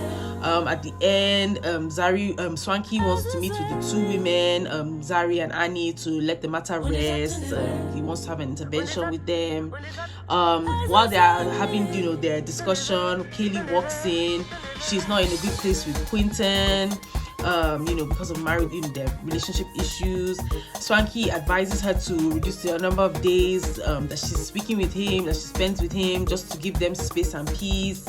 When Nadia walks in, after coming, being away for some time. She walks in, and the conversation goes to Andil, who has a baby mama. They're talking about him and his baby mama situation, how he's trying to move into the group. He's trying to make attachments in the group, just meeting him. Kaylee observes that, everybody's kind of mixing energies. People are touching, everybody's trying to make sense of, the feelings each other has and things like that. And they're trying to come in to talk to Annie. Is Adil trying to, what's his motive for being in the group?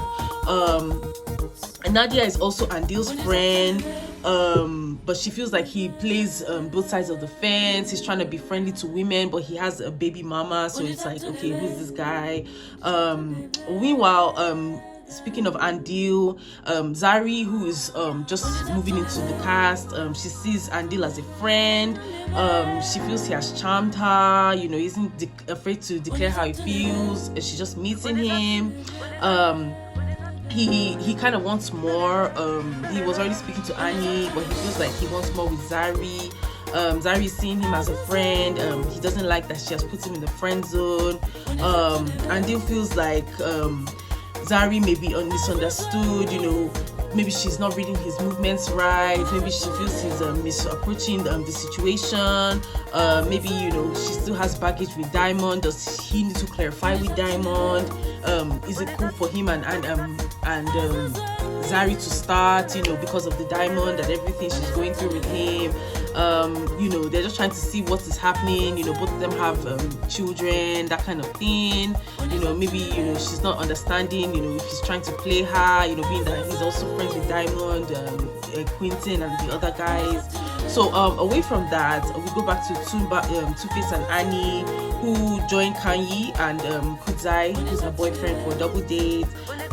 They're having, they want to just get sit down, celebrate and all that.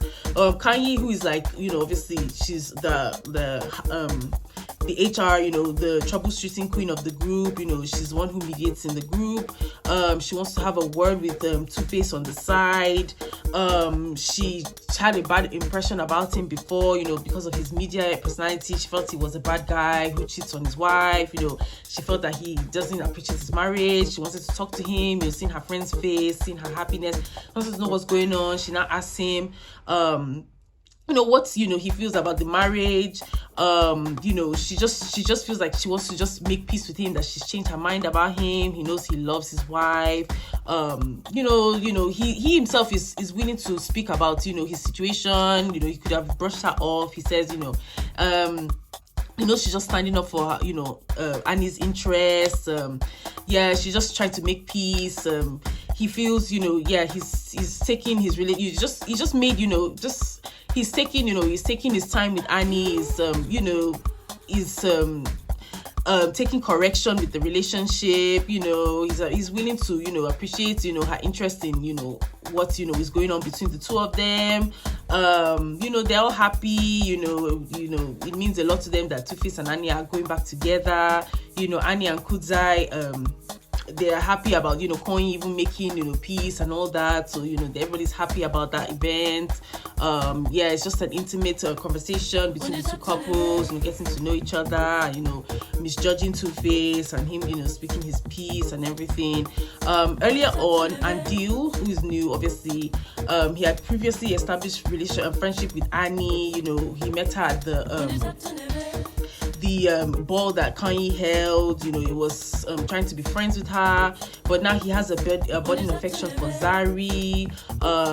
He has moved more to Zari. He doesn't really feel like the two of them see eye to eye, because obviously Annie and Zari are not friends. They fought, so he feels like, okay, who is this guy? He's trying to be friends with one woman that is not friends with the other woman. He likes the two of them. He's not really making things compatible between everyone. He feels like wants to relieve the tension between Annie and Zari, so he invites Annie to Soweto just to spend time to work things out. He's trying to build a friendship with Annie and put his relationship with Zari on the side, since she's kind of iffy about what she feels about him. So he takes her on a trip to Soweto. At another scene, Swanky is having a party. He wants to throw a fashion party. Zari is invited, but she feels there's drama amongst the group, so she stays away.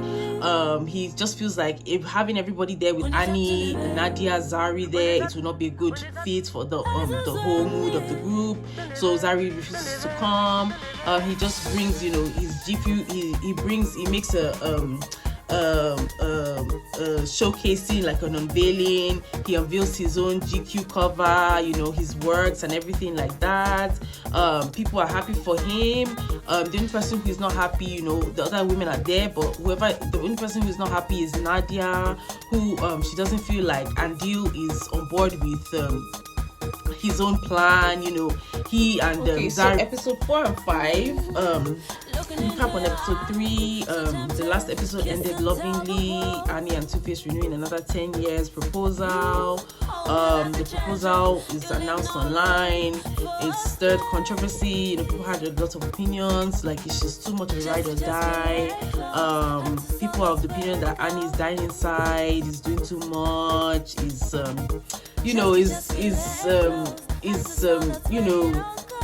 giving all her all, putting everything her energy in the relationship. Their proposal is debated. People feel like she's running around, like she's raising, regarding, she's putting everything in the relationship. She's dying over the relationship, like she's risking it all.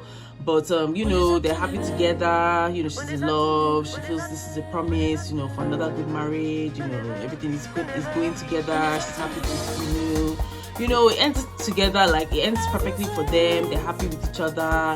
They're having a second chance, like they're putting their problems behind them, which is the better thing to do.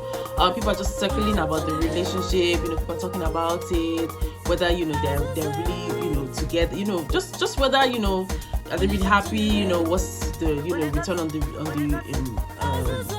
renewal of engagement, are they going to last, but they've ridden through a lot of trauma, there's a lot of challenges in their relationship, so both of them are happy to continue. They're happy to be together.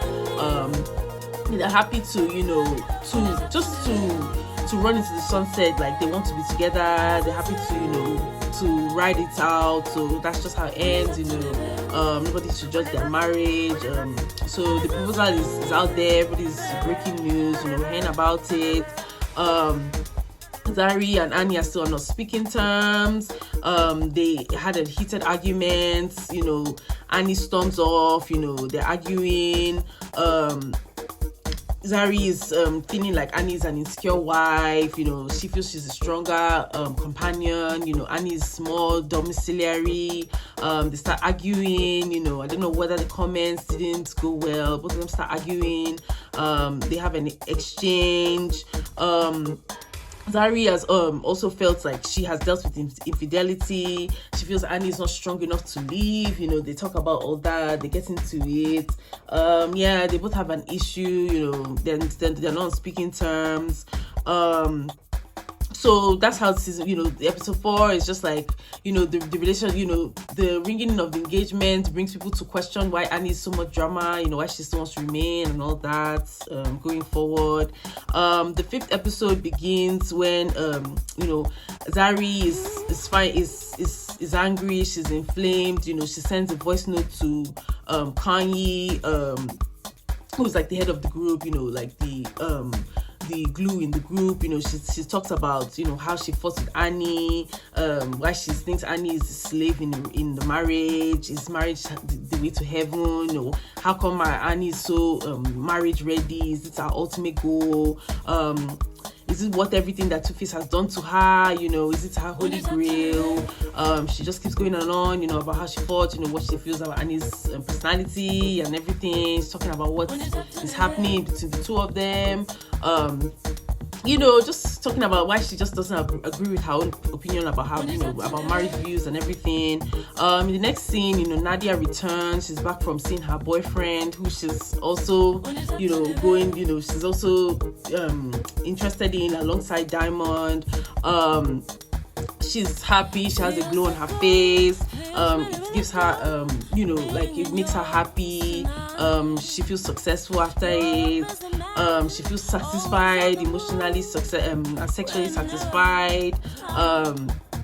She just has a glow. She feels happy. She feels she wants to share the tea. How she feels about her relationship. Whether she's secure in it or what she's feeling about. Pursuing with Diamond alongside. She sits down with Kanye.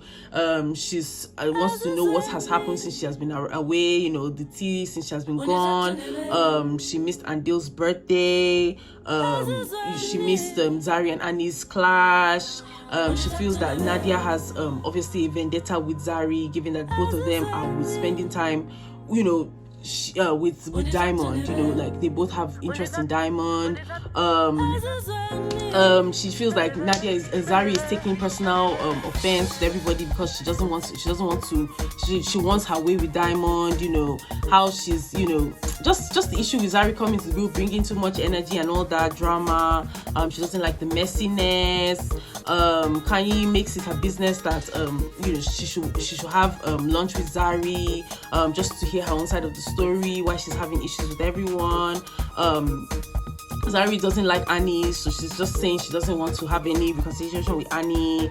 She doesn't like Annie's insecurity. She doesn't like insecure women. Maybe Annie and Nadia, they're on the same page about not liking Diamond. About both of them, agreeing that Zari, about Zari trying to hustle for Diamond. She just doesn't, I feel she just feels Annie is insecure about her marriage. Why she, maybe the phone call, just from that, they still don't have the same kind of energy. She wants to redirect her energy. She just doesn't feel like she's fitting in with all of them. She doesn't like Annie and all that. She's naturally not going to like that Nadia, who is, trying to play into, to play into Diamond's heart and get into Diamond's interests. Zari is just kind of just scaring everybody. She doesn't know, she's just trying to bring everybody together. She believes that Zari and Annie's feud is two broken women. They're both from having issues with marriage. You have to see, they haven't seen each other's side of each other's point of view, so they're both broken. They both feel like they're not, maybe they have the same background, so it's like they're just beating each other up, because of Zari has baggage, Annie too has some baggage. Zari doesn't really like drama. She says that Zari steals spotlight from Annie. She's trying to come into her limelight. Kanye notices this. She feels there's bad blood between them. They just don't have an understanding. Kanye is trying to intervene with Zari.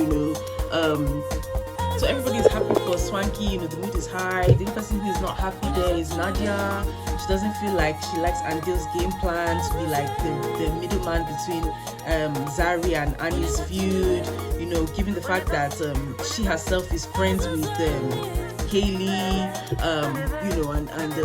and Quentin, and he was brought in by Quentin, and Kaylee, and she and Kaylee are friends, going through the whole Diamond situation. She just doesn't understand what his own issue is, bringing Zari, being in the middle between Zari and Annie, since she doesn't like Zari. She just doesn't like the position between Quentin and Kaylee. He feels like he should direct his attention to his friend and his girlfriend. Given that they fought over an ex, he has been giving her silent treatment. Quentin and Kaylee have been fighting, going through back and forth over some infidelity. She feels like Andy should focus his attention on Quentin and Kaylee rather than Nadia, on Zari and Annie, and gets in between where it's more important. She feels her ties are with Kaylee. She just doesn't like that, but that's her own sour mood in the situation. Meanwhile, Swanky is once after a high event, is high of the success of his event, is happy about it. The energy was high. Aside from some issues with the other group, Swanky feels good. He feels happy enough, feels encouraged to have Zari and Annie to come together and sit down and talk about their issues. They should calm down, and face each other and discuss their issues and come to agreement. Zari walks in. She has felt peace. She feels better. She feels ready to listen. Annie comes in. With the sour mood. On the other hand, she doesn't feel ready to reconcile. She just came because Swanky invited her. She walks in. Zari is already sitting down. She feels, she wants to speak up, but Annie is not really feeling the vibe. She doesn't want anything to do with Zari. She has a distant vibe. She just feels like Zari, just has a bad vibe. Maybe she feels she just wants to keep her husband together, away from Zari. She doesn't want to discuss anything. She just doesn't want to hear. She's just distant. Zari is trying to explain herself. She says she is sorry. She feels maybe she offended Annie. She came off strong. Annie is not really trying to listen. She doesn't like to hear what Zari is saying. She's just off with her. Even though she's saying she's sorry, Annie appreciates. She receives her apology, but she says she has not forgotten. She feels that she doesn't believe Zari. She thinks she has ulterior motives. They couldn't come to a resolution. The vibes are not matching, and so the lead just left like that. Swanky is just beside his friend. They didn't really see eye to eye. Annie is very protective of her marriage. Just doesn't maybe find Zari trustworthy and all the things that she's heard. So maybe that's just why. So at the end of the day, they really couldn't receive each other. That's how the episode ended. So that was the end of the issues. And I'll review episode 6 in the next. I'll review episode 6 in the next clip. Hi guys. So episode 6 review. So far on the previous episodes, we've seen Zari the boss lady playing a role as a Cinderella, playing an unwanted role, playing a drama role. She feels like Kaylee, the other girls have ganged up on her except Kaylee, playing a role. She's not really quite accommodated with the other women.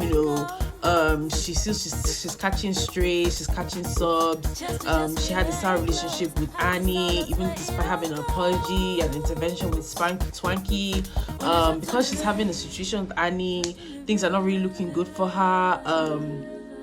And she thinks she still wants to host the castmates to some events, but she feels that with drama with Annie, it's not giving her a good look with the other castmates.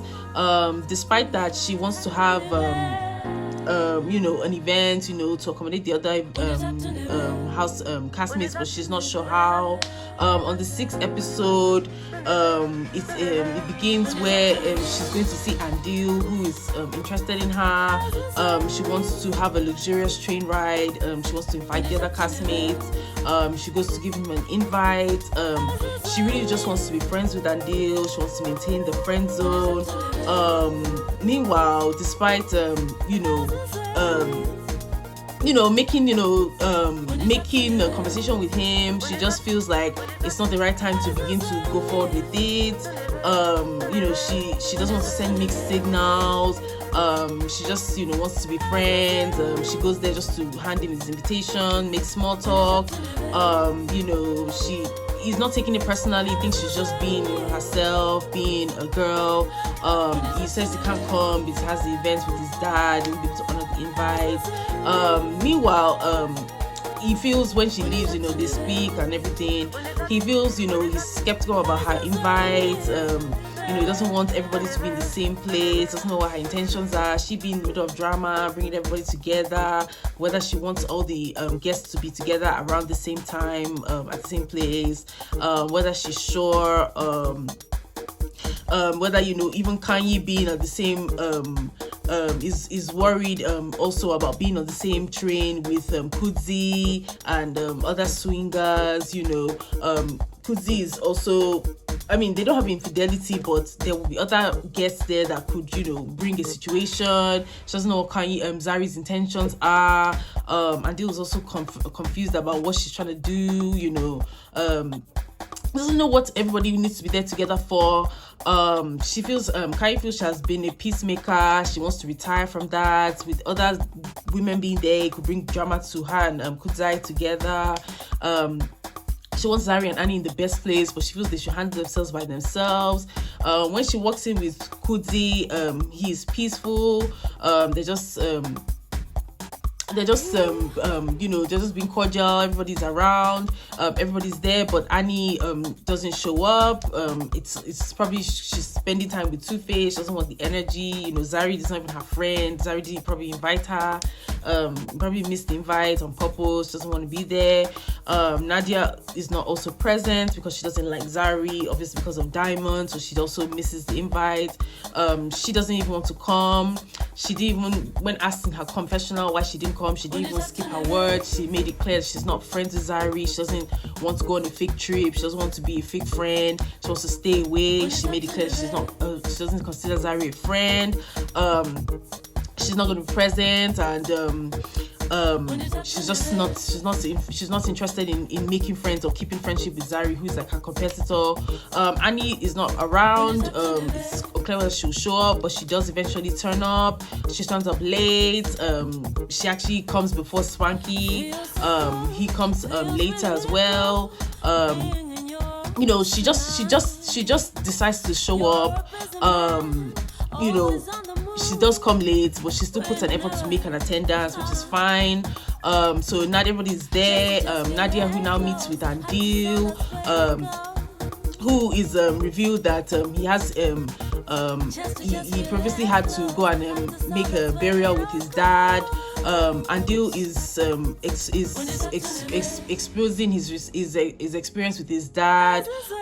He tells Nadia, you know, what's going on with, you know, him behind the scenes. Talking about him and his dad's relationship. She also reflects about her own relationship existence with her own dad, not being there, how it shaped her, not having a father figure, what's the challenges of her not having a father, you know, how it's affecting his relationship. Yeah, so Nadia, she meets with him, so they're discussing about having no father figures, what the issue is, how it's making her not have a good relationship with men, where she's having has toxic exes, why she left her own toxic relationship. She doesn't even know what's going to happen with Diamond. You know, she's deliberating between Diamond and the guy she's engaged with. How even Andil, you know, he himself is not trying to be too familiar in the group because he has his own past, his own baggage with the baby mama. He's not really, you know, Nadia and him, they know each other, they have history together, but you know, she's not altogether agreeing with, you know, his own interest in Zari and getting to Zari, you know, abandoning his own friend, and Quentin and Kaylee's drama, and you know, they don't really see eye to eye, but they're just still trying to discuss. She doesn't know what's going on with Diamond. She doesn't know what's happened since she you know, with Diamond and her own relationships. Andy also has his own situation with his baby mama, complication with his daughter, and being an absentee father. It was complicated. You know, how he wasn't even a good father, or he wasn't able to be a father for his daughter for a while. You know, just discussing about family, about you know, not having no father, you know, non-existent father figure, how it affects, you know, she's just saying her own, you know, her own past, you know, it's affecting her relationship, and you know, but you know, they're just having that discussion, you know, why, you know, his dad's experience, it affected, it triggered his own history, and him being a dad and everything. So they were just discussing that. It triggered her to also unleash explain or discuss about her own life as well. Meanwhile, back at Zari's getaway, where she's invited everyone, Annie makes a grand entrance. Zari then gives a speech. Doesn't sit well with Kanye. She's speaking. She thinks there's conniving energy, because obviously she's like being singled out in the group. She feels like energies are not going positively towards her. Zari feels like she just feels like bad blood in the group. That's what she says. Kanye doesn't like that. She feels like Zari's just trying to steal the spotlight. She's making speech that is trying to dethrone everyone. She thinks she's trying to now make the attention on her. They're just clashing, even though Kanye's always defending, is trying to be a peacemaker. Zari thinks Kanye is being unreasonable. Maybe she's fed up. They're talking. Quentin sees the room being awkward. He feels like the energy is awkward. He's just minding the energy. He feels there's an awkward tension. Annie is trying to be subtle, trying to be calm, but she is confused as to why Zari is making the speech about people's attitude. Zari is not happy with that. She lets all that slide, invites everybody to the after party pajama dinner. While they're there, everyone is seated. Swanky is dressed to the nines. Everybody is trying to get along. While they're there, they're all supposed to be seated together. The tables are already arranged. Annie has to sit with Zari. That's the only table available. She is trying to maintain her distance, trying to play cool. She's irritated. She doesn't want to draw drama or dig up any irritation between the two of them. She doesn't talk about anything going on. She has a bad mood. Even though she's planning her wedding, she's supposed to be excited. She just feels the energy is draining her. Others couldn't even make it. We just saw that the people that were there, they didn't really make peace with Zari. She was making the event, but the energy between her and Annie was not really drawing together. It wasn't gelling. Even Kanye wasn't agreeing with Zari's speech. People didn't like Zari's speech. They thought her energy was not good. Zari feels Kanye is being unreasonable and unruly. They didn't like, just the conversation. Some people have even avoided. Diamond and Nadia and Andil did not even stop by. They made a diversion to talk things out. Others that were in the event, they sat with each other. They sat with each other. They conversed. Actually, when they were sitting at the poolside, at the pajama dinner, the only available tables were Annie and Zari's. So they had to sit with each other. They had to be on the same table. They tried to make just be cool, just be cordial. But Annie was very irritated. She didn't like the event. She felt her mood was dampened. She was trying to host her wedding. She still couldn't even enjoy just preparing for her wedding. Her mood with her engagement. She didn't like the feel of the event. She said it drained her. It was like a funeral. She doesn't really like being around Zari personally, period. So she doesn't really think she can stay any more days with her. That was how the event ended. The night ended with two of them irritated. The next event on the itinerary is a safari. Annie and Swanky have chosen to be with good energy. They decide to pull with Kudza and Kanye together just for good vibes, just because the four of them get along. Zari is not pulling with the rest of them. Quentin and Kaylee, they visit the park with Zari. She feels like she's dealing with a bunch of evil women. The three of them are together. She's telling them about, you know, how she feels about the other women, you know, not getting along with them. She just really can't get along with the rest of the girls. So they visit with the two that she's cordial with. They're out in the wild, you know, they separate, they're exploring. Annie, being a Nigerian person, you know, her Nigerian ego comes out. She doesn't agree with the wildlife. She feels there's wild animals. She doesn't like, you know, thinks it's white people activity. She thinks, you know, she doesn't need to be in nature. You know, she's a black woman. What she's doing in nature is too much. She wants to leave. She's a bride. She's not about, you know, that life. She has a mood, you know. So they do the safari, and they go for a bonfire night. At the bonfire in the evening, Zari brings up the previous issue of the previous day, you know, with the speech and just speaking her mind.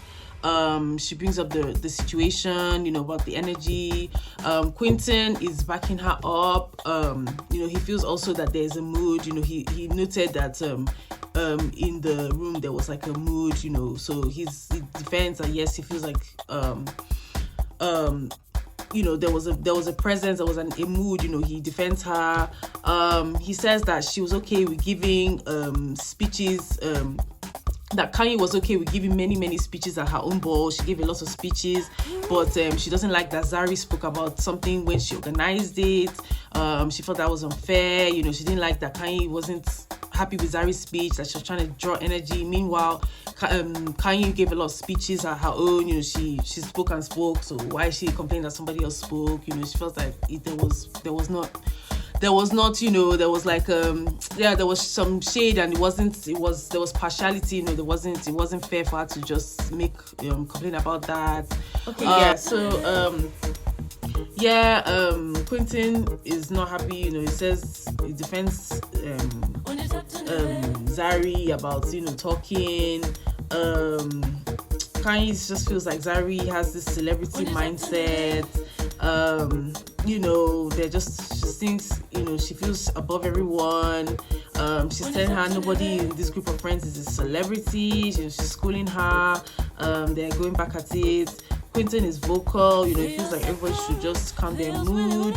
You know, he feels, you know, on Zari's side, you know, he's siding with Zari about, you know, her point of view. You know, Kanye is fed up with Zari's attitude. She feels her energy is not good for the group. You know, they leave it at that. The scene ends with their, you know, going back and forth with tension. Away from that, you know, in another scene, Andil and Nadia are conversing. He's organized a meeting with Nadia. They're having a flow of conversation. You know, they're friends. Nadia bears sad news. She and her boyfriend have called it quits. The guy she traveled to see, in the rich guy, the billionaire guy she went to see, they've called it quits. She's not happy. She says she's fine. She has picked up. She's still talking about how she didn't have a dad and had a negative impact on her, how, you know, having a father figure has affected her. It's now caused her relationship to end. And she's just saying it's always been toxic. Now she's left this guy. You know, she's telling him about how it's affecting her right now. You know, she just feels like men are just unreliable. She's, you know, she's not you know, happy about, you know, what happens. And, you know, okay, so Koyi is back to the scene with Koyi and Zari. Koyi, who was previously siding with Zari, puts her foot down, proving that she's a friend of Zari, is now trying to prove that she's actually just an acquaintance and not her fan. In Koyi's eyes, Zari is always trying to win everything. She feels like she's trying to power trip. She should let go. They're still going back and forth. So the mood has generally been tense. Zari is still going to end it with a Great Gatsby party, which she feels is not going to you know, not going to really it's not going to really give, like, it's going to have, you know, setbacks, going to have a problem, or it's going to have like a drama or something. Kaylee is around. She's ready to party. She's still having issues with DJ Naked DJ. She feels Quentin has to have a lot of unspoken words. She's still ready to get dressed and go there and turn up. Annie is going there. She said she will attend, but she arrives in sweatpants. She doesn't dress up formally. She misses the dress code. The dress code is Great Gatsby. She refuses to dress up. She dresses down. She wears sweats. She refuses to arrive by the dress code. She totally dismisses the attire. She wears a sweat, casual outfit, kind of just to just reading her mood. She's not in the mood. She's totally fed up. She can't be bothered. She just comes like anyhow. She doesn't want to try with Zari. She says she's totally lost hope at reconciling at this point. Just wants to go. There's literally a divide, like I said, between the two groups, Zari, Quentin, and then Kanye and Annie sides. They're both taking sides with each other, going back and forth. The two of them are each taking sides with the other person. The group is divided. Swanky, who is in like the in-between, the common friend, he's tired of the animosity. He is tired of the drama. He gives a read directed at Quentin and Zari. Just because Zari is starting a lot of drama, her attitude, she feels like Quentin is following her. I don't know why, it feels like she just brought drama. She didn't. He's siding with Annie. He feels maybe Zari is still antagonizing Annie. He said the issue needs to be fixed, or he's not going to stay. He feels he doesn't need to be around negativity. He has tried to be very accommodating to everybody, but it's pressuring him. Having to calm everybody down. There's just a negativity building up generally. Negativity now comes to a head when Quentin, who is defending Zari, and Swanky start to engage in shouting.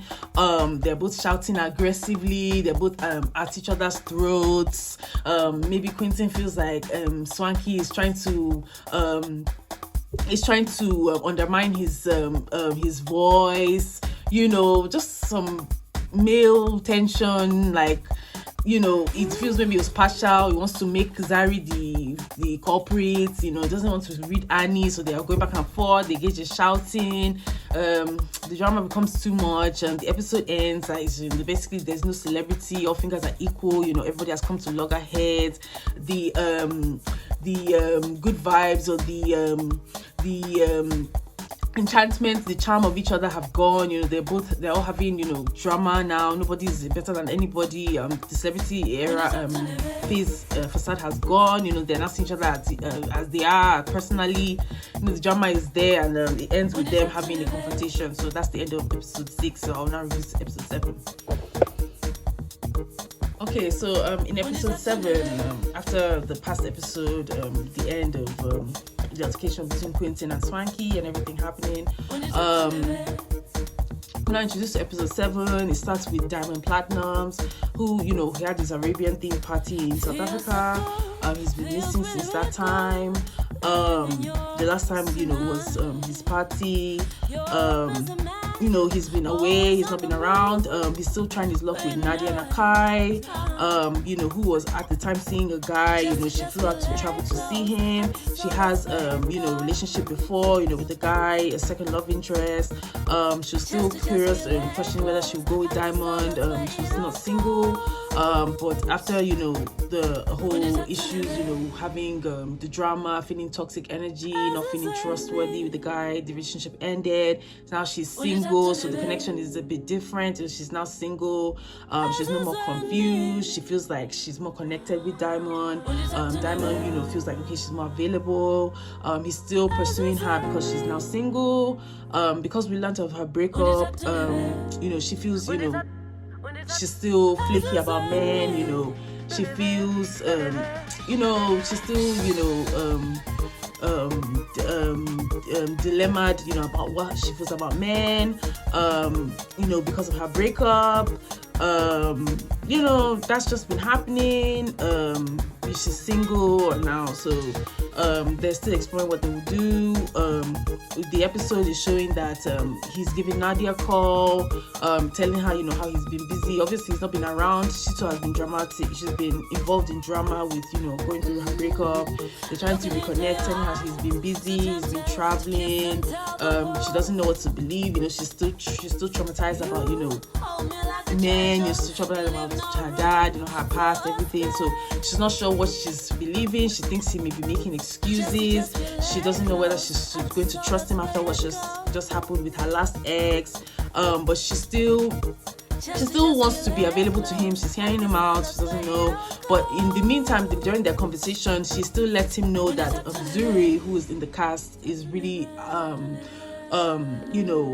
is really unapproachable. Like they're not having her energy. She's giving drama. She tells him that his baby mama, she's like a conflict in the group. What's going on about that. Doesn't like her energy, doesn't like her drama.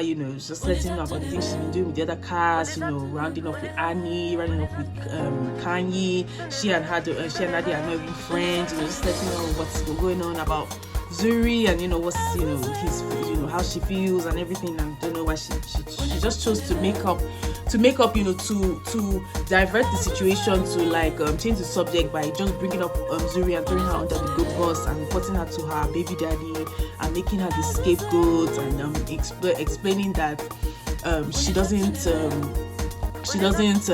just try to save face or just to change the subject. She now makes Zuri the scapegoat. She tells Zuri that she tells about Zuri's business, to Diamond, throwing her under the bus, telling him, about what's been going on, for no reason. Maybe she just wants drama to envelop, because Diamond was not even there, but she wants to make another person look guilty, so she lets him know, what she's feeling and about that, and gives him updates, which obviously is going to make Zuri angry, because why are you going to run your mouth to my baby daddy? Why are you going to tell my baby daddy my business? Why are you going to tell my baby daddy about my life, and all these things? So she's just talking, and it doesn't really make sense, but she did tell him, updates about what's going on and everything. So another scene. Okay, so in the next scene, there's therapy between Quentin and Kaylee, who are back on speaking terms. They've been having therapy sessions. They've gotten better compatibility with each other. The relationship is getting better. So they've been doing the therapy. They're actually getting stronger together. They show up at a restaurant to meet Andil and Zari. Quentin has shipped Andil and Zari together. They're not together. They ship by the name Zandil. They're not together properly. They want to meet as a couple for the first time. Quentin feels that Andil has tried with numerous women, and this is a successful relationship with him. The shipping name is very funny, and Zandil, so that's new shippers. That's actually funny.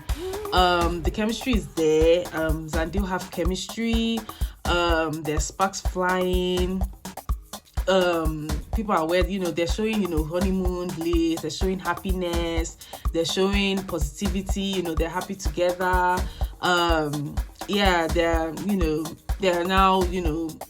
They're now making it public that they like each other. So they're just coupling, dating as double date, that kind of thing. Zari is surprised, that Andil, people are asking her about Andil, people questioning why she's with Andil, because when she was with Diamond, or when she was with Diamond, nobody asked anything. When Diamond was with other women, nobody asked. When she was with the last guy, nobody asked. Diamond has open relationships, nobody cares. He's currently with Nadia, nobody's asking. But because she's with the guy, people are questioning why she's doing that. Why people are questioning her and Andil. She feels it's like what's it called? Double standard. So they're just having that conversation, addressing the same the issue. Meanwhile, Andil learns about the train ride, about how Nadia, Zari and Kanye got into it on the train ride. Yeah, so having discussed that, they're now discussing what happened, and they wants to know about the train wreck, about what happened on the train ride between Kanye and Zari and Annie, about the issues on the train ride where Zari and Annie were getting into it, and they obviously with Zari wants to know what happened about the smoke that Zari caught on the train ride, how everything happened. He's giving the information about how she and Zari were going back and forth, how Zari is being bullied. He's giving he learns about everything that happened, he knows what unfolded. Aside from that, Nadia goes away from the restaurant. She meets up with Kanye. She tells her the information. She gives her the tea. She tells her what's happening. Tells her about everything that happened. Events that led up to the drama, the solution of a lot of friendships. All the issues that happened, because obviously Nadia was not around, so Kanye's telling her, about events that unfolded while they were on the trip, about the events that happened at the dinner when she was away. Obviously, Andy's not happy about the situation with Zari. He feels offended. There was an altercation, there's even a joke, why did Kanye's wig not come off? She just made a joke about it. She keeps her money up, they actually went to blows. Kanye and Zari, arguing back and forth. Nadia is not happy, she's knowing about how Zari is acting, telling her that Kanye, just about the arguments and everything that's been happening. Meanwhile, Nadia is never really around. Kanye is kind of wondering why she's never around, but she's dealing with personal issues. Nadia herself is not really interested in attending Annie's wedding because of, obviously, Zari will be there, others will be there, Diamond will be there. She's skeptical to attend. She doesn't want to be offended. She wants to know if Zari's going to be there. She says she's not going to show up if Zari is there, so she's not sure if she's going to attend. The question is left open. So the wedding is coming up. It's around the time the wedding is now coming up. The bells are ringing. Annie's mood has shifted. She feels happy. Her children are around. Swanky's there. Everybody's welcoming her with gifts. The preparation is going on. It's a big event. She feels her family is around. She has an A-game planner, Precious the planner. Her children are making the day special. Olivia, Isabella, they're always, very comforting for their parents. Annie feels better. She prayed for this day. She's been praying about this. She's finally having her way, with everybody that she likes. No drama. She even calls her parents. She's making jokes. This is the second time around. She feels blessed. She's positive. Everything is going. Swanky is calming her down. Leading up to the big day. So that's like some preparation time, around the preparation week, events. So leading up to the big day, Annie and Two-Face are having a bachelor and bachelorette parties.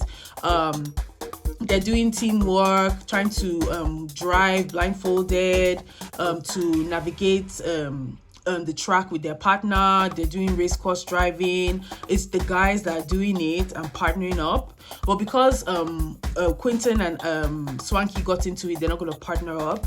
Quentin likes outdoors. He likes, activities. He's welcome to work in teams, but he's not going to work with Swanky because Swanky pissed him off. So rather than go with him, Swanky and Andil pair up together. Andil and Swanky are actually mutually friends.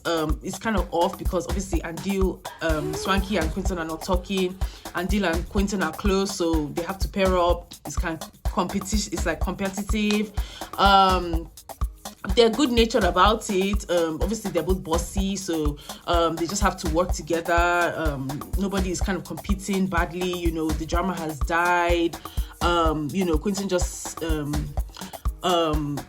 he separates himself from Swanky just to ease the tension, and they just have a good time. They're just doing bachelor activities.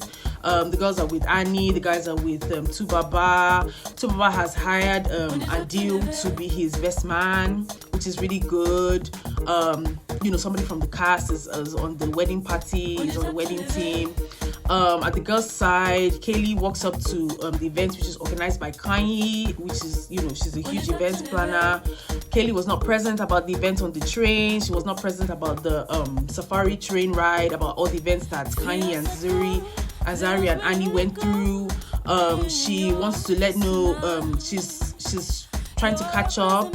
She's letting Kanye know about her and Deal's situation, how their mood has been lifted. They've been doing therapy, so they're feeling better. Zari now walks in, and the energy shifts, because the energy was going fine, but when they see her, they've been talking about her, they've been briefing everybody about her attitude, and the energy just shifts. They're not sure whether that Zari walks in, the conversation shifts, the mood shifts, everyone is trying to remember the train situation between Zari and Kanye, hoping that the situation doesn't escalate again. Everybody's feeling that there was a problem between them and they don't want it to transpire again, so there's an awkwardness. Nadia, who doesn't really come around the group, she makes her way into the bachelorette party. Kanye, notices that there's tension between Nadia and Zari. Kanye breaks that by asking everybody to change, get naked and change into pajamas. It's an all women's party just to feel free. Kanye, is trying to elevate the situation, alleviate everyone's feelings. She wants to know what she wants she wants Nadia to relax, to change the subject, but Nadia refuses. She says she's going to still ask about uncomfortable topics such as the one that happened on the train. She still wants to inquire what happened. She wants everybody to work on it, to discuss back and forth. That opens a can of worms. The drama is unleashed. There's no turning back from that. Kanye is mad that Zari has not apologized, and Zari feels like she doesn't need to apologize. Kanye has been defending her. All of a sudden she changes her mind. She backtracks from that. She backstabs her. She feels betrayed. They both feel like they don't need to apologize. Kanye is she's just over it. She doesn't want to defend anybody. She just feels like everybody should move on their own. Nadia thinks that the conversation went nowhere. It was like talking to a brick wall, that the conversation didn't make any difference. It didn't move anything. She felt that nothing was achieved. She feels that that she won't have any other opinions anymore, that she won't just listen to hearsay. She wants to hear the truth, and she doesn't want to filter into the drama anymore. So she would just neutrally rework on her friendship with Zari, reopen her mind to Zari. She wants to know whether she wants to even be friends in the group. She's just been hearing things. She doesn't really want to be around, with her and just going through what she's going. She doesn't really want to have any outside confusion. She's just trying to just maintain a neutral opinion. She feels like Zari is not trying to be forthcoming with the friendship. She asks her about how she feels about everybody. Zari doesn't want to even give an answer. She's interrupted by Swanky, who comes in to cheer everybody up. Annie's face is lighting up. She feels happy again. She doesn't want to be around that negativity. People feel better. Annie is hopeful. She feels peace. Meanwhile, Swanky has come in with a surprise, which is Annie's friends from Lagos. Annie is emotional. She didn't know her friend would fly in. She's so impressed with Kanye's organization and event skills. Her friend is Tanya. She didn't know she would be coming in. Nobody told her. She was wonderfully surprised. It made her happy. She was really happy about it. Swanky's always giving her surprises. Gave her a surprise about Two-Face and giving her another surprise. With Kanye, I think Annie is making progress. She's feeling like she's having a friend. The friendship is moving forward. They met and they were able to cool off their caution about each other. They're making more friendly endeavors. You know, they're feeling, you know, they feel more friendly. You know, she actually feels like Kanye is a better friend than Zari and other people she's met in the group. Meanwhile, Zari is still like the elephant in the room. Nobody's really clear what she's here to do. She doesn't still have like, you know, trustworthiness with everyone. Annie is not even going to give her a green light. She told her she's not allowed to attend the wedding. She has told her point blank that she's not supposed to attend the wedding. She doesn't want her at the wedding. She just feels like she doesn't want the negative energy. She doesn't want any negativity. So she just tells her, you can't come. I don't know what that means. You know, Zari is usually not going to put up a fight, just apologize. I guess she just feels like she should free the thing and free it and allow it. So she doesn't really make any complaint about it. You know, she doesn't question. She just, okay. She just fought with Nadia, you know, bringing up the whole issue. Maybe you know, Annie just closes her off, doesn't want her there.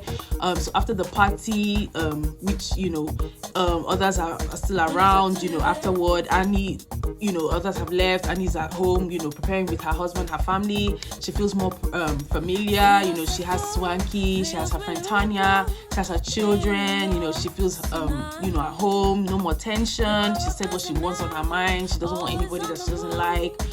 She's happy to just be with the people she likes. She feels homeward. You know, she just feels, you know, she's moving forward in her marriage. She feels like this is a progressive time. She has Two-Face, you know, for more amazing years. She shares a toast. She wants more amazing years.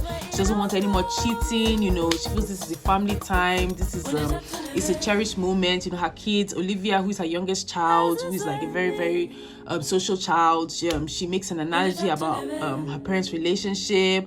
She says it's like her and her own sister, you know, the older sister, that they fight but they still love, and I think that's what brings their family together. You know, she feels peace. You know, her children are happy with her. They don't feel like, okay, mommy is upset. They feel like their parents are working together. There's love in equal measure. So that's just the end of that scene. It just shows the renewal of their institution, their wedding, their marriage, and everything is like a happy ending. On the wedding day, which is the following day, Precious the planner really goes above and beyond her skills. She really outshines herself. She shows a glorious organization, a glorious like production. You know, everything is beautiful, glorious decor. She makes the air feel romantic. You know, she goes above and beyond. Love is in the air. There's flower arrangements, cutlery, glitter.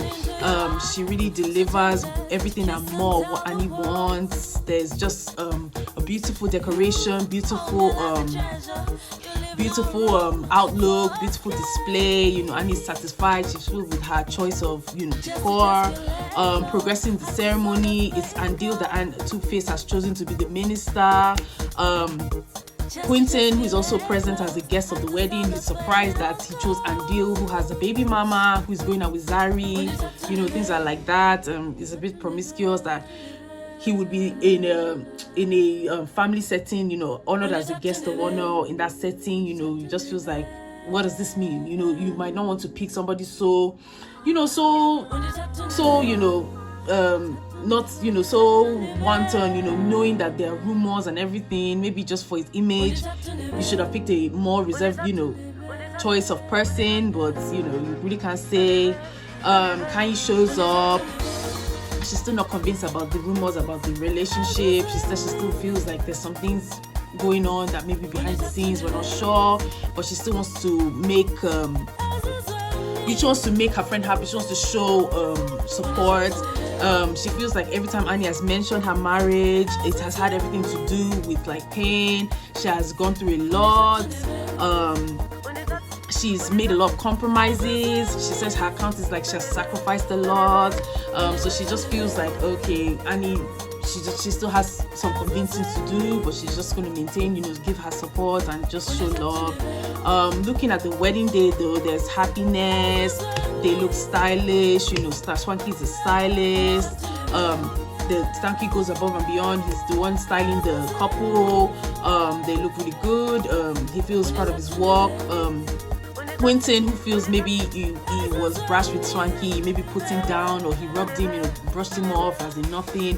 He sees that, he feels okay, this guy, he feels moved to apologize, he feels he was having an ego, he just wants to apologize about the escalation they had on the train, difference of opinion. Even though he did sides with Zari and she's not invited, but he used that opportunity to make amends, give space to like make amends and like apologize, and they forgive each other. Zari, she's not at the wedding because obviously she wasn't invited. Maybe she doesn't care. She has been through a lot with the cast. So at this point, she doesn't really want to put herself out there for any awkward situations. But Diamond is also not around. His flight is delayed. The two are missing. People want to know where they are. Diamond's supposed to be there. So Andil is not seeing Diamond. He leaves the wedding to check on Zari, to find Diamond actually there with Zari, even though he was supposed to be present, taking a flight to come to the wedding. But his absence leaves suspicion. He goes to check on Zari, goes to Zari's home to check on her. She actually sees Diamond there, who is talking his children to sleep. In her house, she herself, she didn't miss anything. I guess she and Diamond have been talking again. He's taking time to spend time with her. They're together with their family. They're missing the engagement. Nadia is not even knowing where Diamond is. So it's giving confusion, and they'll gets a conversation going with Diamond, asks him why, what's going on, like, what, just wants to, just making inquiry, like, okay, ask him, ask Diamond, about, why he's late, what's going on. And Diamond says, he's been talking to Zari. At this point, he's just going to spend some time with Zari.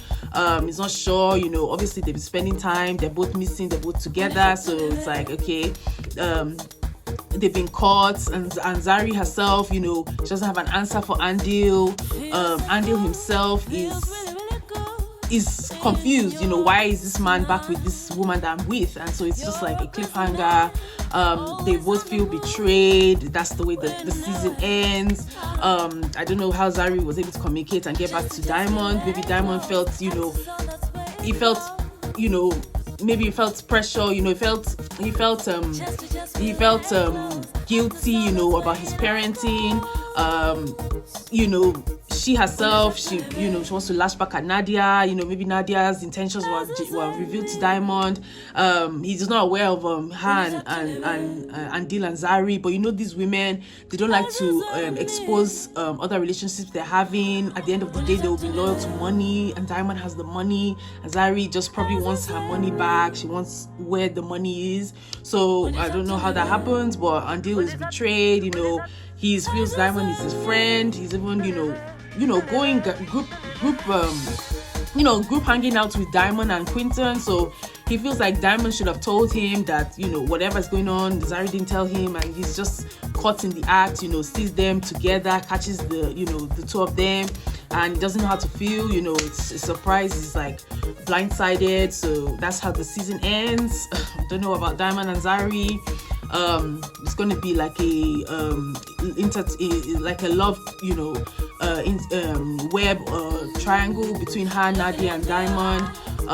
It's actually crazy, so we don't know how it's going to play out. But yeah, and then it's wrapped up in all this mess now with the girl he likes, and it's going through, her living and everything. So we don't know how that's going to end, but the storyline is very, very like cliffhanging, and it's very interesting. So we have to wait till season 2. But it was a very good season. I really enjoyed it. I love the costumes. I thought the acting, the cast was great. I love the events. I love the storylines. I love the the renewal of like leisurely like activities, like lifestyle and everything. I thought everybody was like putting through their like personality, and everybody was cutting. Everybody was being themselves. Was authentic. There was drama, but there was also relief. There was also happy ending. There was also positivity. Annie and Two-Face were able to reconcile. I thought it was a great season. I think it's a very good show. It's even available on a lot of streaming platforms. It's not a long season, it's only 7 episodes. Yeah, I like the celebrity aspect. I like the performances. I like the young upcoming artists. I like there are different artists from different industries who are present and represented in the show. Fashion, music, entertainment, sports, different areas. So it's a very, very good show, very dynamic. I give it a really good score. It's a really good show. You can catch it, and I just feel like the production is great. I just feel like it's a very, you know, upward. It's a very current kind of reality show. It's for somebody who wants to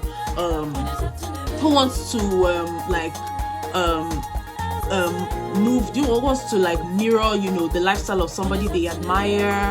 I like the story, you know, I like the you know, the play into even the back stories of the characters, people having previous relationships, them going back time, you know, going back, back as friends, having backstories with each other. So it shows that there's a history, you know, they already know each other's familiarity, so the relationships are authentic.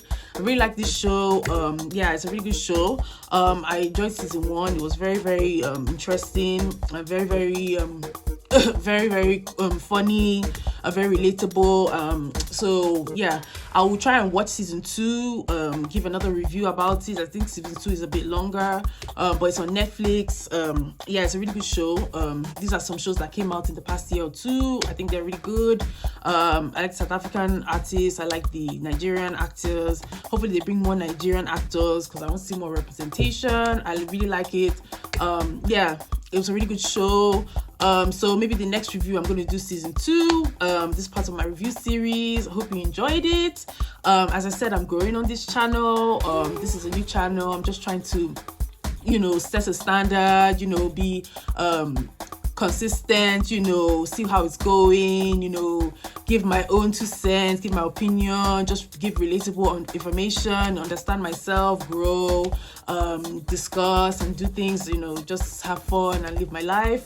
So I hope you like this channel. If you do like this video, please like, comment, share and subscribe. The channel is still growing. I hope that we can make friends on this platform. You know, I'm here to engage. YouTube is really new, but I'm enjoying it. I'm having fun. Yeah, so hopefully this is not the last of many more videos to come. I hope I bring more entertaining videos, and this can become a steady thing, you know, hopefully in the future. So if you do like this video, please subscribe to my channel. I'll back more content, whether it's clips or different things, and I'll be sure to see you in the next video. Hopefully you'll see my links at the bottom of the description box, and have a nice day, and I hope you subscribe, and I'll see you in the next video. Bye.